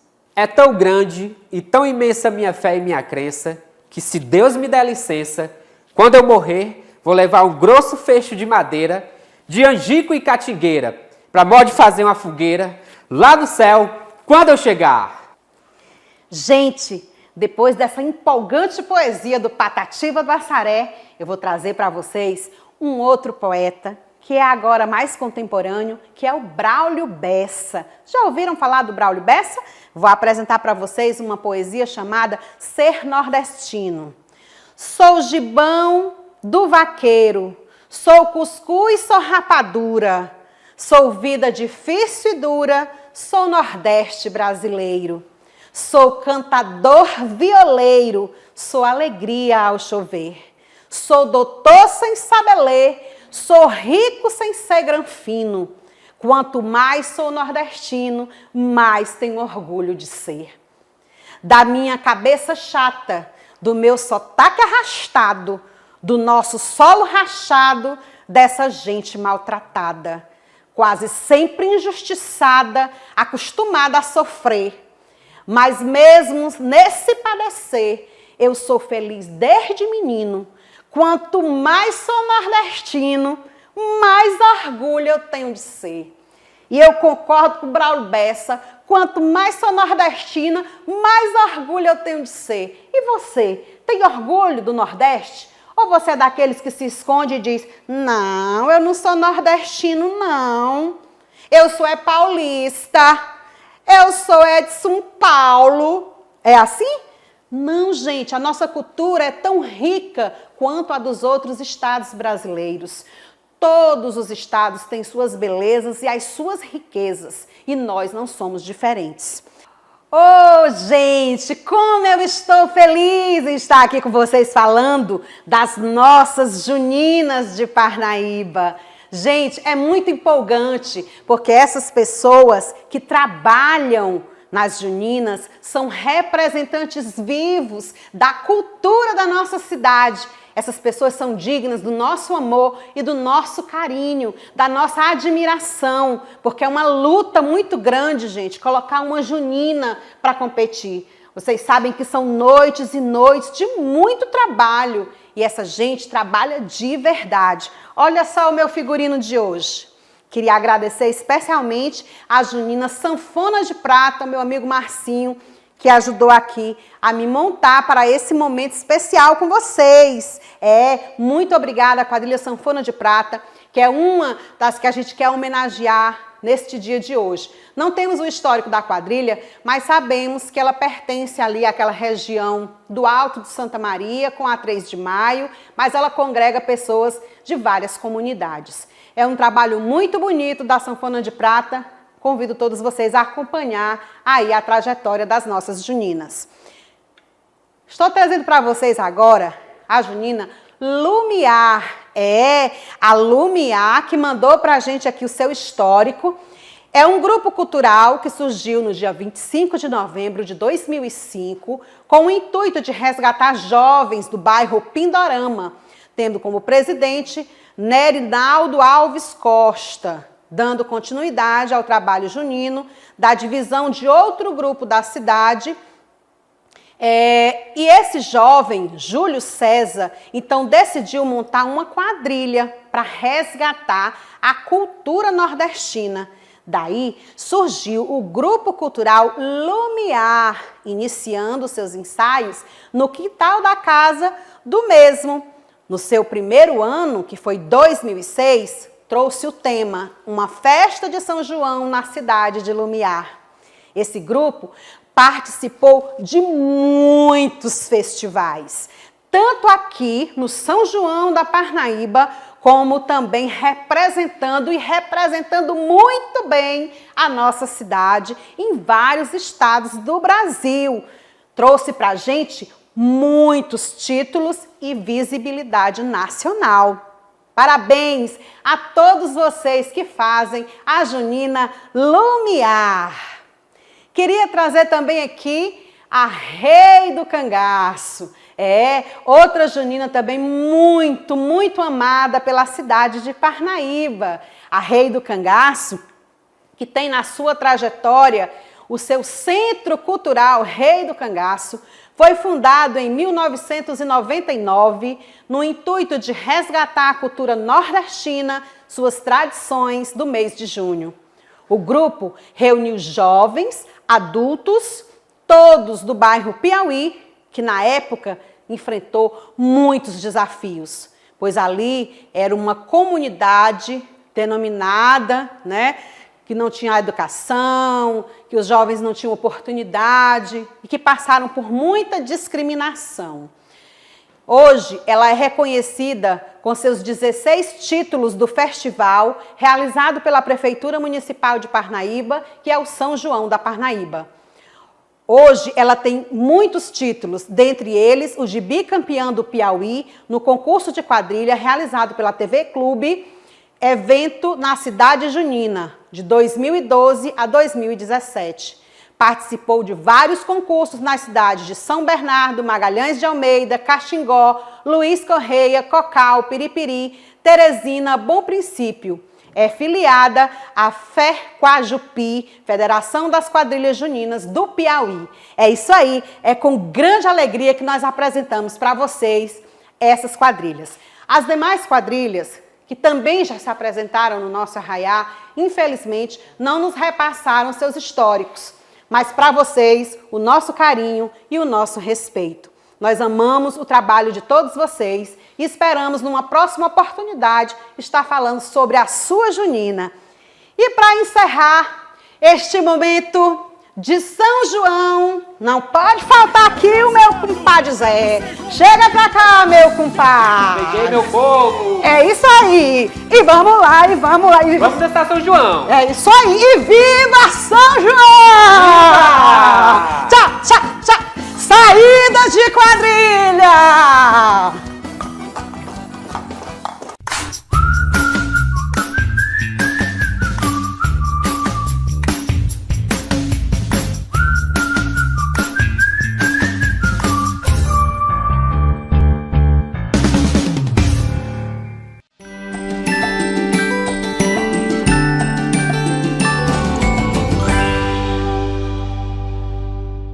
Hello guys, como vocês estão? I'm teacher Paula Fabrício, sua professora de inglês aqui no Aulas na TV. E essa aula de hoje é para você, meu aluno do 8º ano. Pegue o livro de vocês, o material e vamos à nossa aula do dia. Are you ready? Vocês estão prontos? Mas vamos relembrar o que estudamos na aula passada? Nós estudamos os quantifiers, palavras que indicam quantidade. Vocês estão lembrados? Vamos aos exemplos. Trabalhamos o some, any, many e much. O some e o any, eles indicam uma indefinição, mas existem diferenças na hora de usá-los, ok? O some, alguns, algumas. Vamos ao exemplo number 1. There are some people that eat eggs. There are some people that eat eggs. Então, existem algumas pessoas que comem ovos. Some, algumas, né, no caso aí. Esse N também indica alguns ou algumas, mas ele é muito usado em interrogativas e negativas. Então, did you offer him any rings? Did you offer him any rings? Então, você ofereceu a ele alguns anéis? Esse N também indica alguns, no exemplo 2, mas no caso, como é interrogativa, ele é o correto. Ok, pessoal?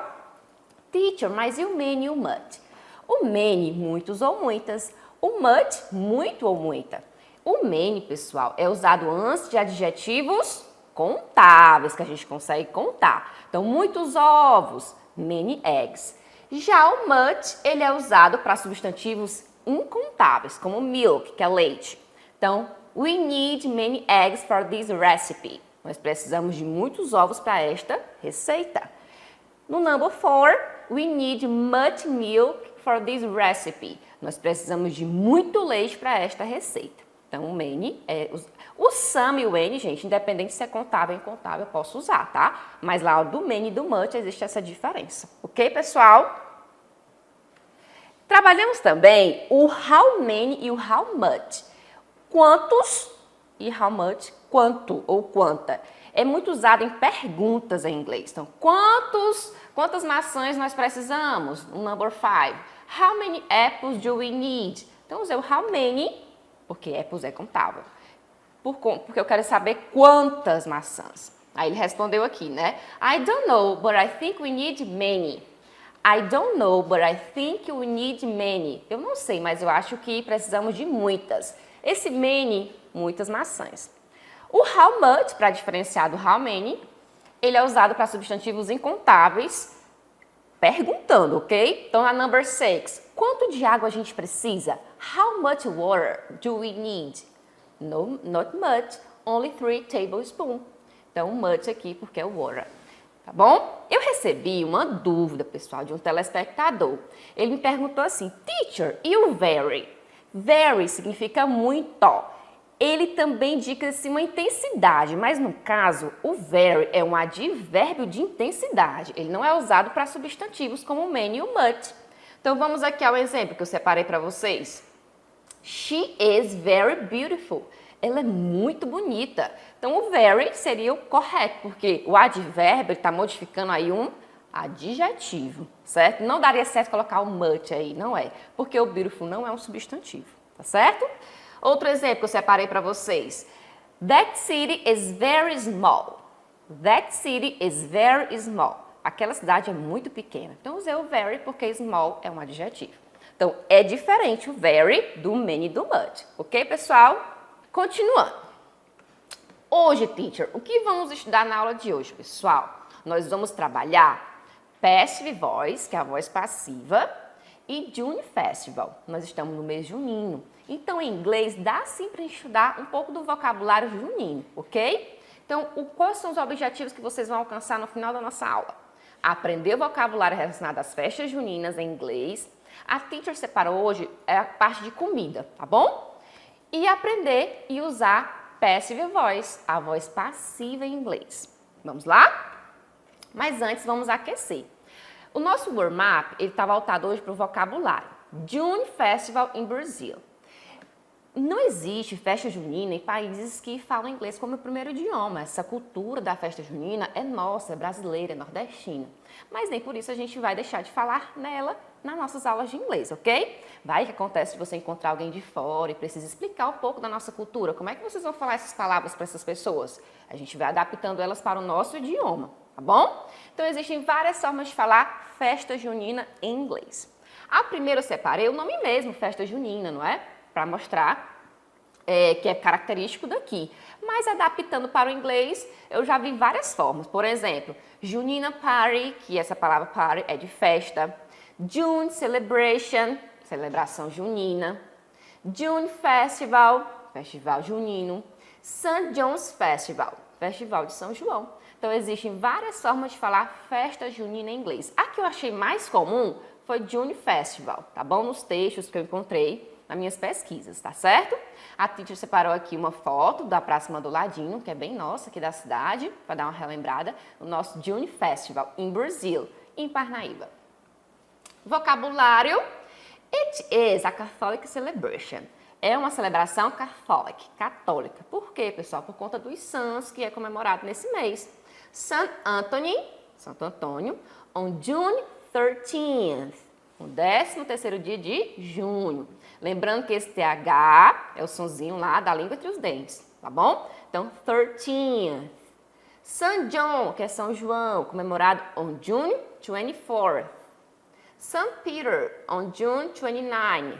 Então, sempre quando eu vou dizer a data, com o mês, né? Eu vou usar os números com o TH, tá bom? Em ordem, os números ordinais. Separei aqui também uma imagem do Rei do Cangaço, que é daqui de Parnaíba. Vamos ao nosso conteúdo. Typical food. Professora, como é que eu digo bolo de milho? Milho, em inglês. Eu separei aqui duas formas que geralmente as pessoas utilizam. Boiled corn. Repitam comigo. Boiled corn, que é o milho cozido.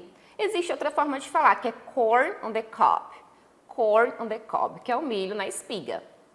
E bolo, pessoal. Bolo, a gente já trabalhou essa palavra aqui em inglês, que é cake. Como é que seria bolo de milho? Corn cake. Corn cake. Lembra daquela receita de chocolate cake? Pronto, é só mudar o nome chocolate para corn, que é milho. Também sweet corn cake, que é um bolo mais doce de milho, tá bom? Então repitam, boiled corn, corn cake. Separei mais dois. Typical food, popcorn. Popcorn, I love popcorn. Popcorn é milho, pessoal, né? Pipoca, no caso pipoca. Corn vem de milho. Então, popcorn é a pipoca. Do you like popcorn?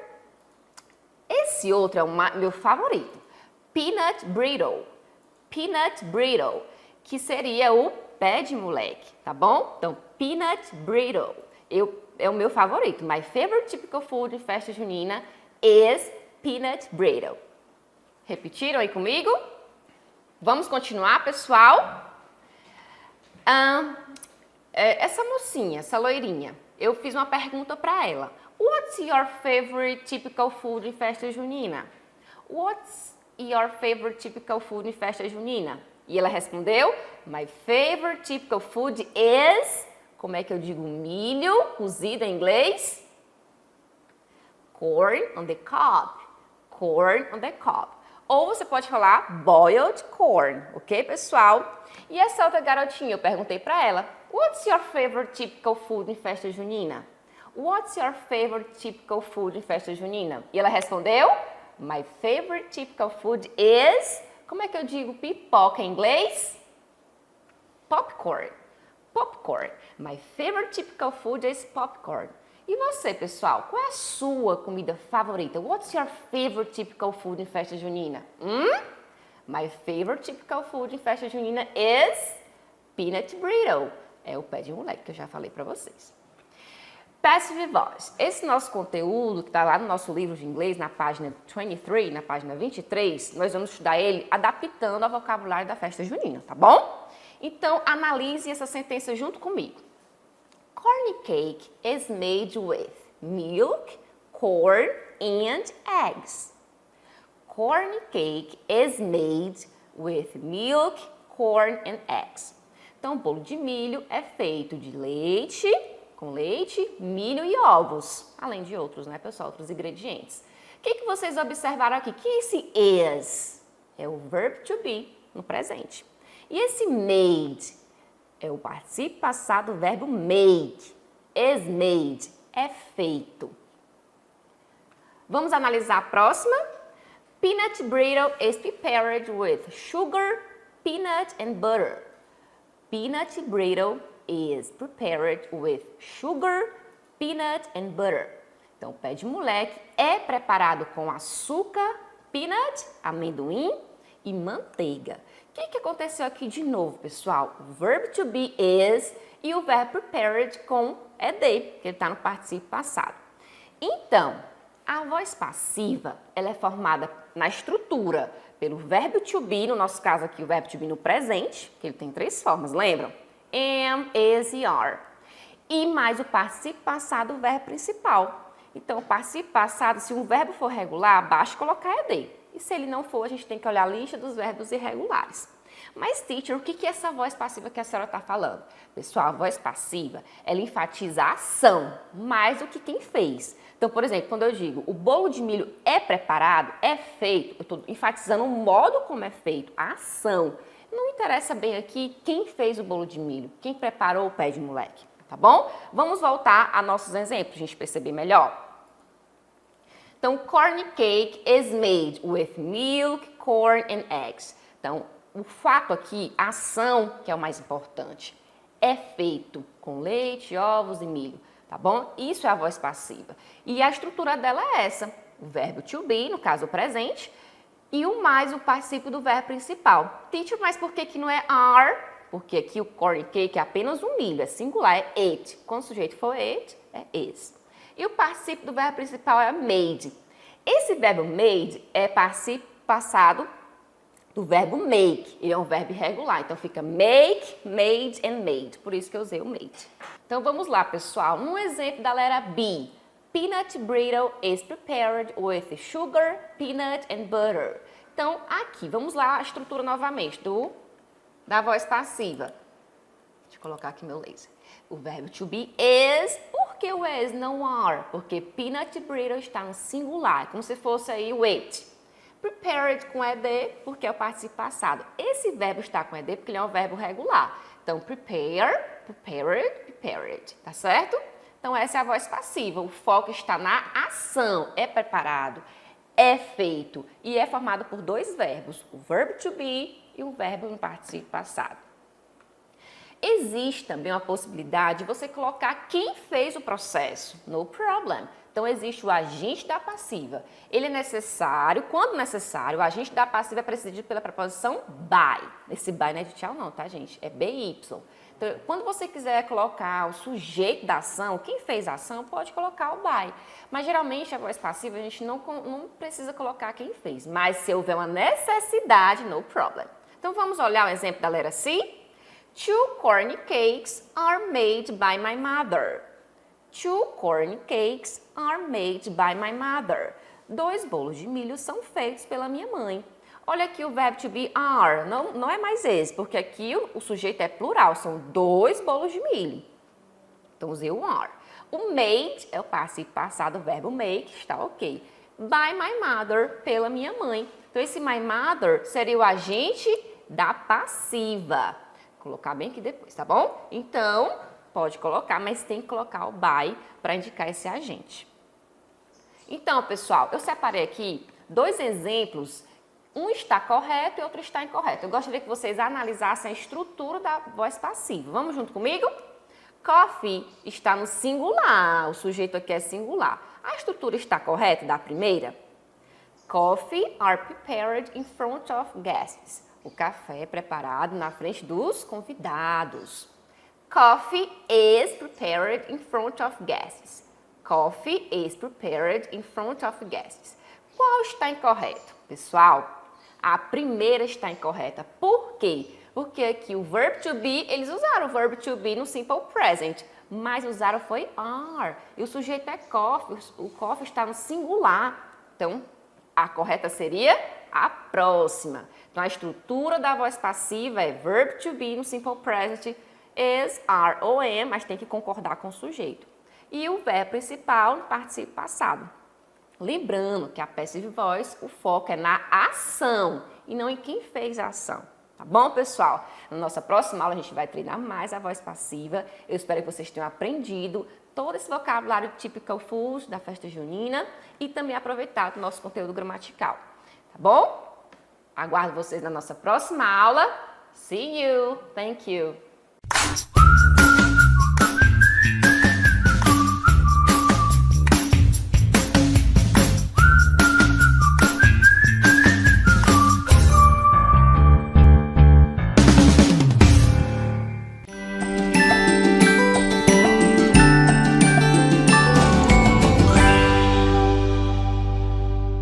Bom dia, pessoal! Tudo bem com vocês? Sejam todos muito bem-vindos para mais uma aula de Geografia. Pessoal, essa é a aula de número 4, que vai ser ministrada por mim, Vanessa Carvalho, professora de vocês de Geografia. Essa aula foi pensada e planejada para você, meu aluno do 8º ano. Na aula de hoje, a gente vai continuar falando de população, lógico, a nível mundial, e iremos compreender um pouco sobre essa distribuição dessa população e toda a dinâmica demográfica que envolve. Eu quero lembrar para vocês também que na aula passada a gente já iniciou esse estudo sobre população e conversamos sobre a dispersão dessa população mundial e os processos migratórios, tanto os nacionais quanto os internacionais que existem no nosso território. Então, preparem o material de vocês, lápis, caderno e livro e a gente vai começar a nossa aula. Vamos lá! Pessoal, então inicialmente eu quero trazer para vocês alguns conceitos, algumas informações que nós já andamos conversando nas nossas aulas passadas. Olha só, eu vou começar conversando com vocês sobre o crescimento da população mundial. Será que toda a vida cresceu dessa forma ou é algo mais recente? O que foi que aconteceu? Vamos descobrir. Olha só, durante alguns tempos da história da humanidade, como a Idade Média, alguns fatores como guerras, epidemias, foram os principais fatores, pessoal, que determinaram a baixa taxa de crescimento demográfico. Desse modo, a gente tem até o nosso século XVIII a população mundial crescendo em um ritmo moderado. Crescia, mas não com tanta velocidade como a gente vê hoje. Já no século XIX, o que a gente vai ter? O aprimoramento de algumas técnicas agrícolas. E isso contribuiu para o aumento do que, professora? Da produção de alimentos. Essa produção de alimentos foi determinante para que a população, de fato, aumentasse de forma demasiada. Consequentemente, essa produção de alimentos teve como consequência a redução da fome em muitos países. E o grande resultado disso, pessoal, foi o ritmo do crescimento populacional. Ele se tornou bem maior, bem mais forte. Então, olha só, no início do século XX, a Terra, o nosso planeta, ele já abrigava 1,7 bilhões de pessoas. Então é um número, que a gente for analisar pela história do tempo, é um número bem grande, bem exacerbado e a gente já pode começar a pensar por que isso acontece. Olha só as demais informações que eu vou trazer para vocês. Após a Segunda Guerra Mundial, algumas descobertas na área da saúde, principalmente, possibilitaram as quedas das taxas de mortalidade. A gente já vai entender, um pouco mais sobre essa taxa de mortalidade. Principalmente, pessoal, nos países menos desenvolvidos. Então, esse declínio das taxas de mortalidade não foi acompanhado de redução das taxas de natalidade. E o que isso resultou? Isso trouxe para a gente como resultado um aumento. Aumento de quê, professora? Um aumento significativo do crescimento populacional mundial. E esse fato, pessoal, foi tão forte, foi tão impactante, que ele tem uma expressão única e exclusivamente para ele. Se chama explosão demográfica, né? Já no século 21, que é esse que a gente está agora, o mundo, pessoal, já conta com mais de 6 bilhões, eu não estou falando milhões, eu estou falando bilhões de habitantes. E olha só, em 2017, recentemente, está com pouco tempo, a população mundial ela já atingiu 7,5 bilhões de habitantes, muita gente, né? De acordo com a ONU, nos últimos anos, esse ritmo de crescimento da população mundial, ele vem, diminuindo. Não tá tão rápido assim. E aí a gente também já começa a se questionar. Por quê? O que está acontecendo? O que está freando esse processo? Porém, a gente sempre vai trabalhar também com as estimativas, com as projeções. O que a gente espera? Estima-se que até o ano de 2050, em menos de 30 anos, como será que vocês estão daqui a 30 anos? Quantos anos vocês terão daqui a 30 anos? A gente, pessoal, quando eu digo a gente, estou falando de população mundial. A gente já vai ter ultrapassado a marca de 9,7 bilhões de habitantes. Então, se o nosso planeta tem uma maior quantidade de pessoas, essas pessoas vão precisar viver, se alimentar, ter condições básicas de saúde e higiene, e tudo isso vai exigir o quê? Uma infraestrutura adequada, né? No ano de 2050, segundo a projeção da ONU, um total de 9,7 bilhões de pessoas, muita gente, né?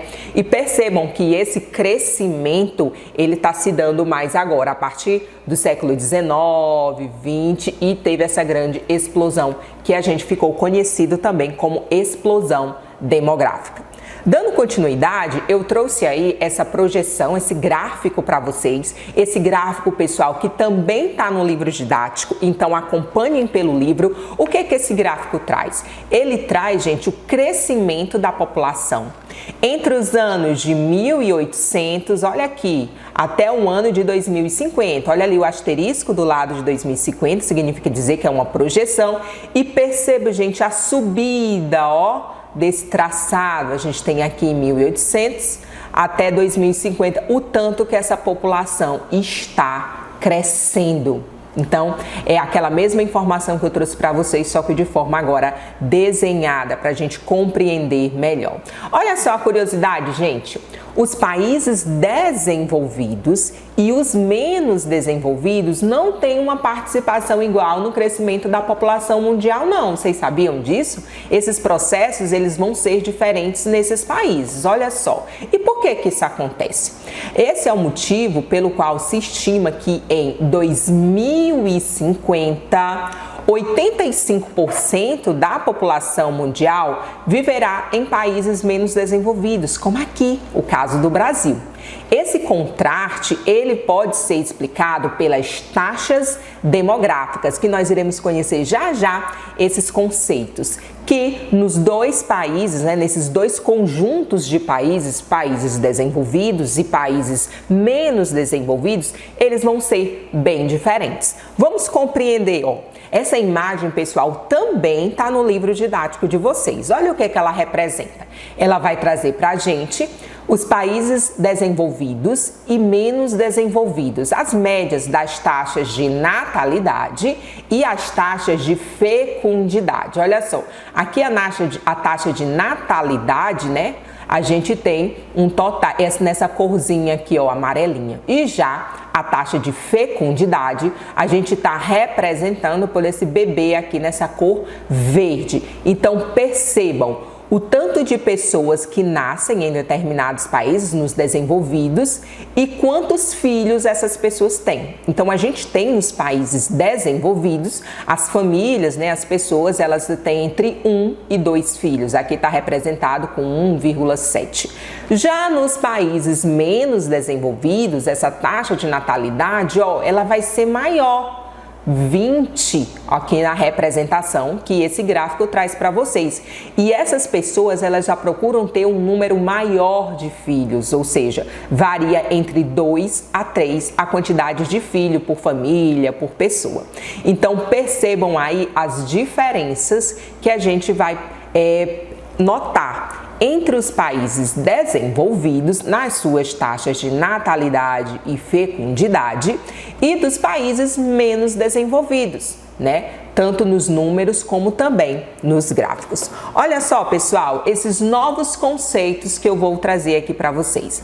A gente, dentro da geografia, a gente vai se deparar com alguns termos como taxa de natalidade, taxa de mortalidade, taxa de crescimento vegetativo, taxa de mortalidade infantil e taxa de fecundidade.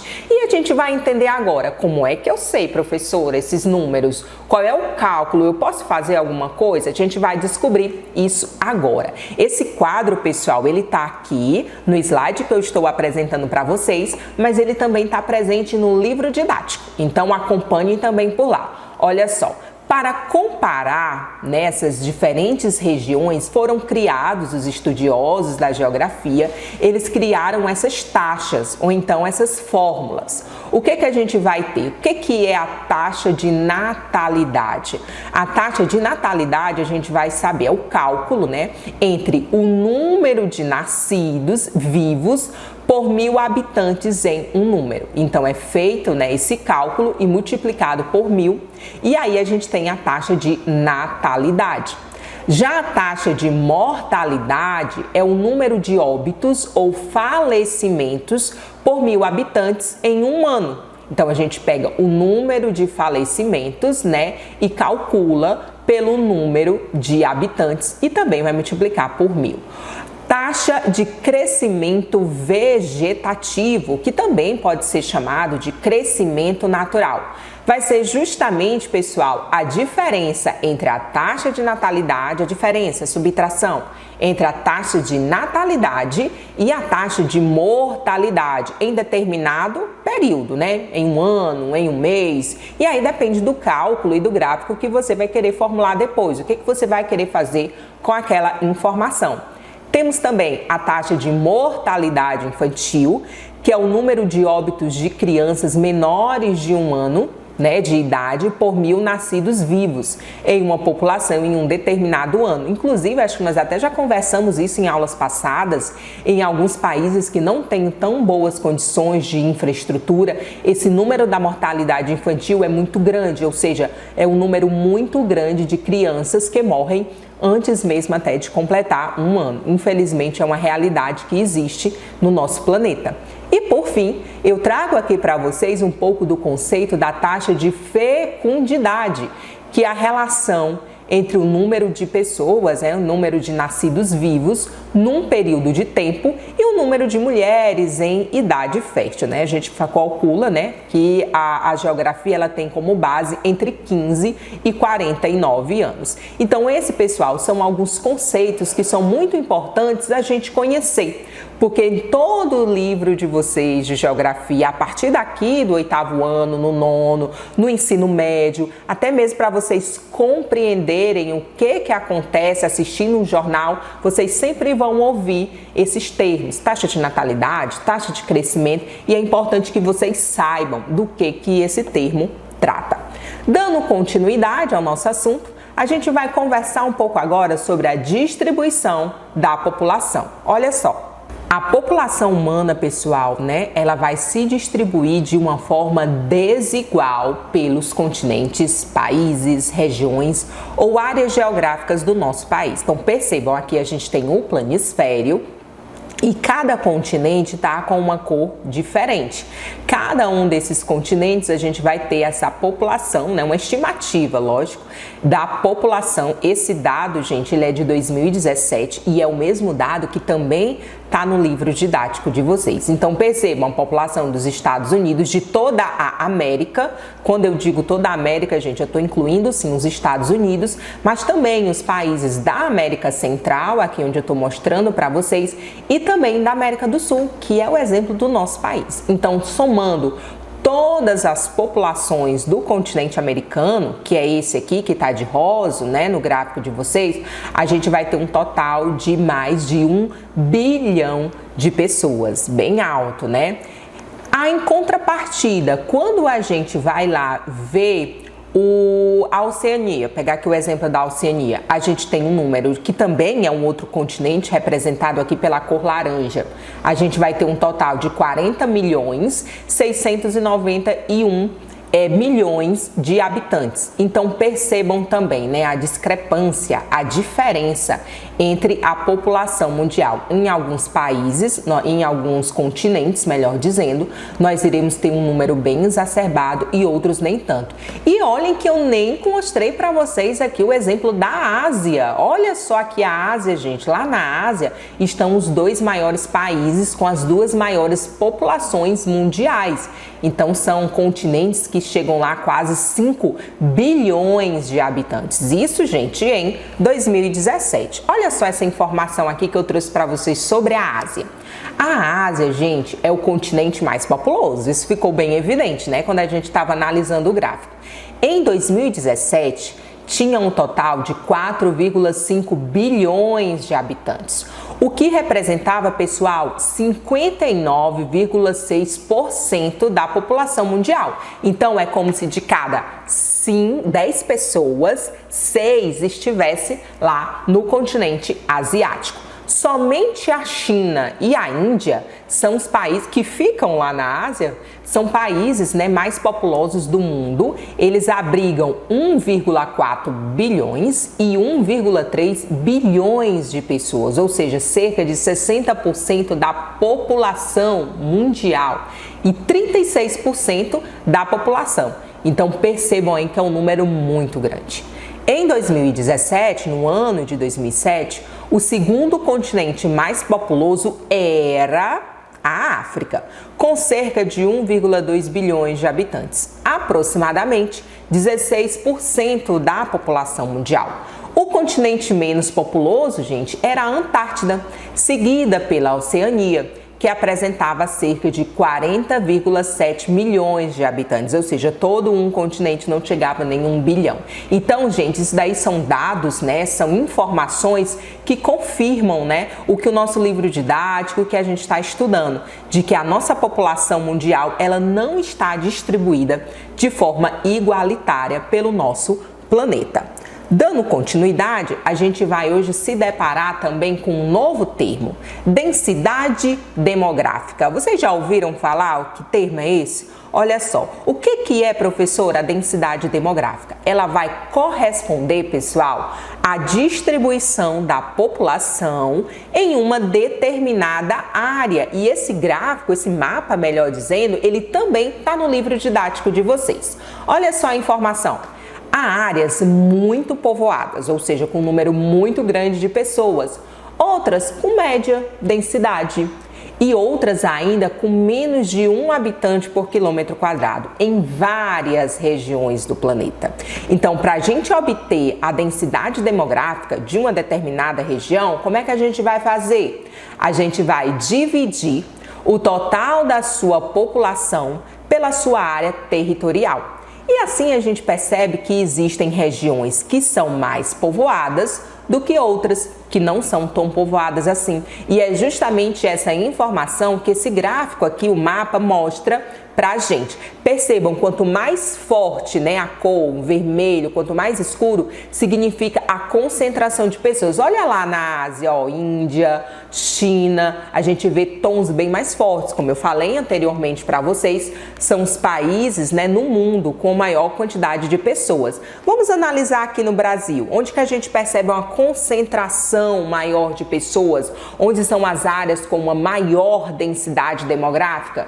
A gente vai ter aqui, ó, Rio de Janeiro, São Paulo, né? São as capitais com o maior número de pessoas. E aqui também pertinho da gente, no vizinho país da Argentina, Buenos Aires também, né, se caracteriza por ter essa forte, né, essa grande densidade demográfica. Então vem aí mais uma vez o mapa contribuir, né, concordar com as informações que a gente está conversando hoje. E já quase finalizando a nossa aula, pessoal, eu queria também conversar com vocês que existem alguns fatores que vão influenciar diretamente o povoamento. Por que tem área que tem muita gente e tem área que não tem tanta gente assim? Vamos saber? Pelo menos, pessoal, existem 2 fatores que vão justificar, vão explicar essa desigualdade na distribuição da população. São aqueles de ordem natural, como o clima, o relevo, a disponibilidade de água, né? A água é essencial para a gente sobreviver, a qualidade do solo, né? O solo também tem que ser fértil para a gente poder plantar, para a gente poder se alimentar. É uma necessidade básica do ser humano, para os fins de agricultura. E também alguns fatores de ordem histórico, econômica, infraestrutura, qualidade de vida. Então, por isso que eu selecionei essas três imagens aqui para vocês. Aqui, ó, uma família vivendo na Antártida, né? Então, na Antártica, há pessoas que moram lá, mas tem que ser toda uma infraestrutura voltada, gente. É um continente extremamente gelado, não é somente um frio, é gelado o ano todo e isso às vezes o corpo não suporta. Nós temos aqui, né, a terceira imagem de pessoas que também habitam no deserto, que também, como que eu posso colocar, é um ambiente que exige do corpo humano pelas temperaturas durante o dia muito quente, durante a noite muito frio. E aqui ao meio nós temos o fator histórico econômico. Então, pessoas que estão fugindo de guerras, pessoas que estão fugindo de doenças, procurando melhores condições de vida. E é algo que dentro das nossas aulas a gente vem percebido e conversado muito. Sempre o homem buscou essa melhoria de qualidade de vida e por isso, né, ele progrediu até o que a gente conhece hoje. Pessoal, infelizmente, a nossa aula de hoje está se encerrando. Então, eu quero mais uma vez agradecer pela atenção de vocês e companhia aqui comigo. Não esqueçam, façam as leituras e as atividades que os professores irão propor. Eu aguardo vocês no nosso próximo encontro. Um grande abraço e até a próxima. Linda, minha cidade é tão linda, minha Parnaíba querida, agora é São João. São 30 dias de festa, viva São João, em casa com a família, tem muita animação. Eu e você de máscara e álcool em gel na mão, cada um em sua casa, viva São João. Prepara que a live já vai começar. Veste a roupa vestida e faz do sofá. Sei que é diferente, mas tem São João. Vou dançar quadrilha, viva a tradição. São 30 dias de festa, viva São João. Alegria e folia e muita animação. Viva São Pedro, Santo Antônio, viva São João. São 30 dias de festa, viva São João. Alegria e folia e muita animação. Bomba, meu boi, muita comida, viva a tradição. Viva São Pedro, Santo Antônio, viva São João.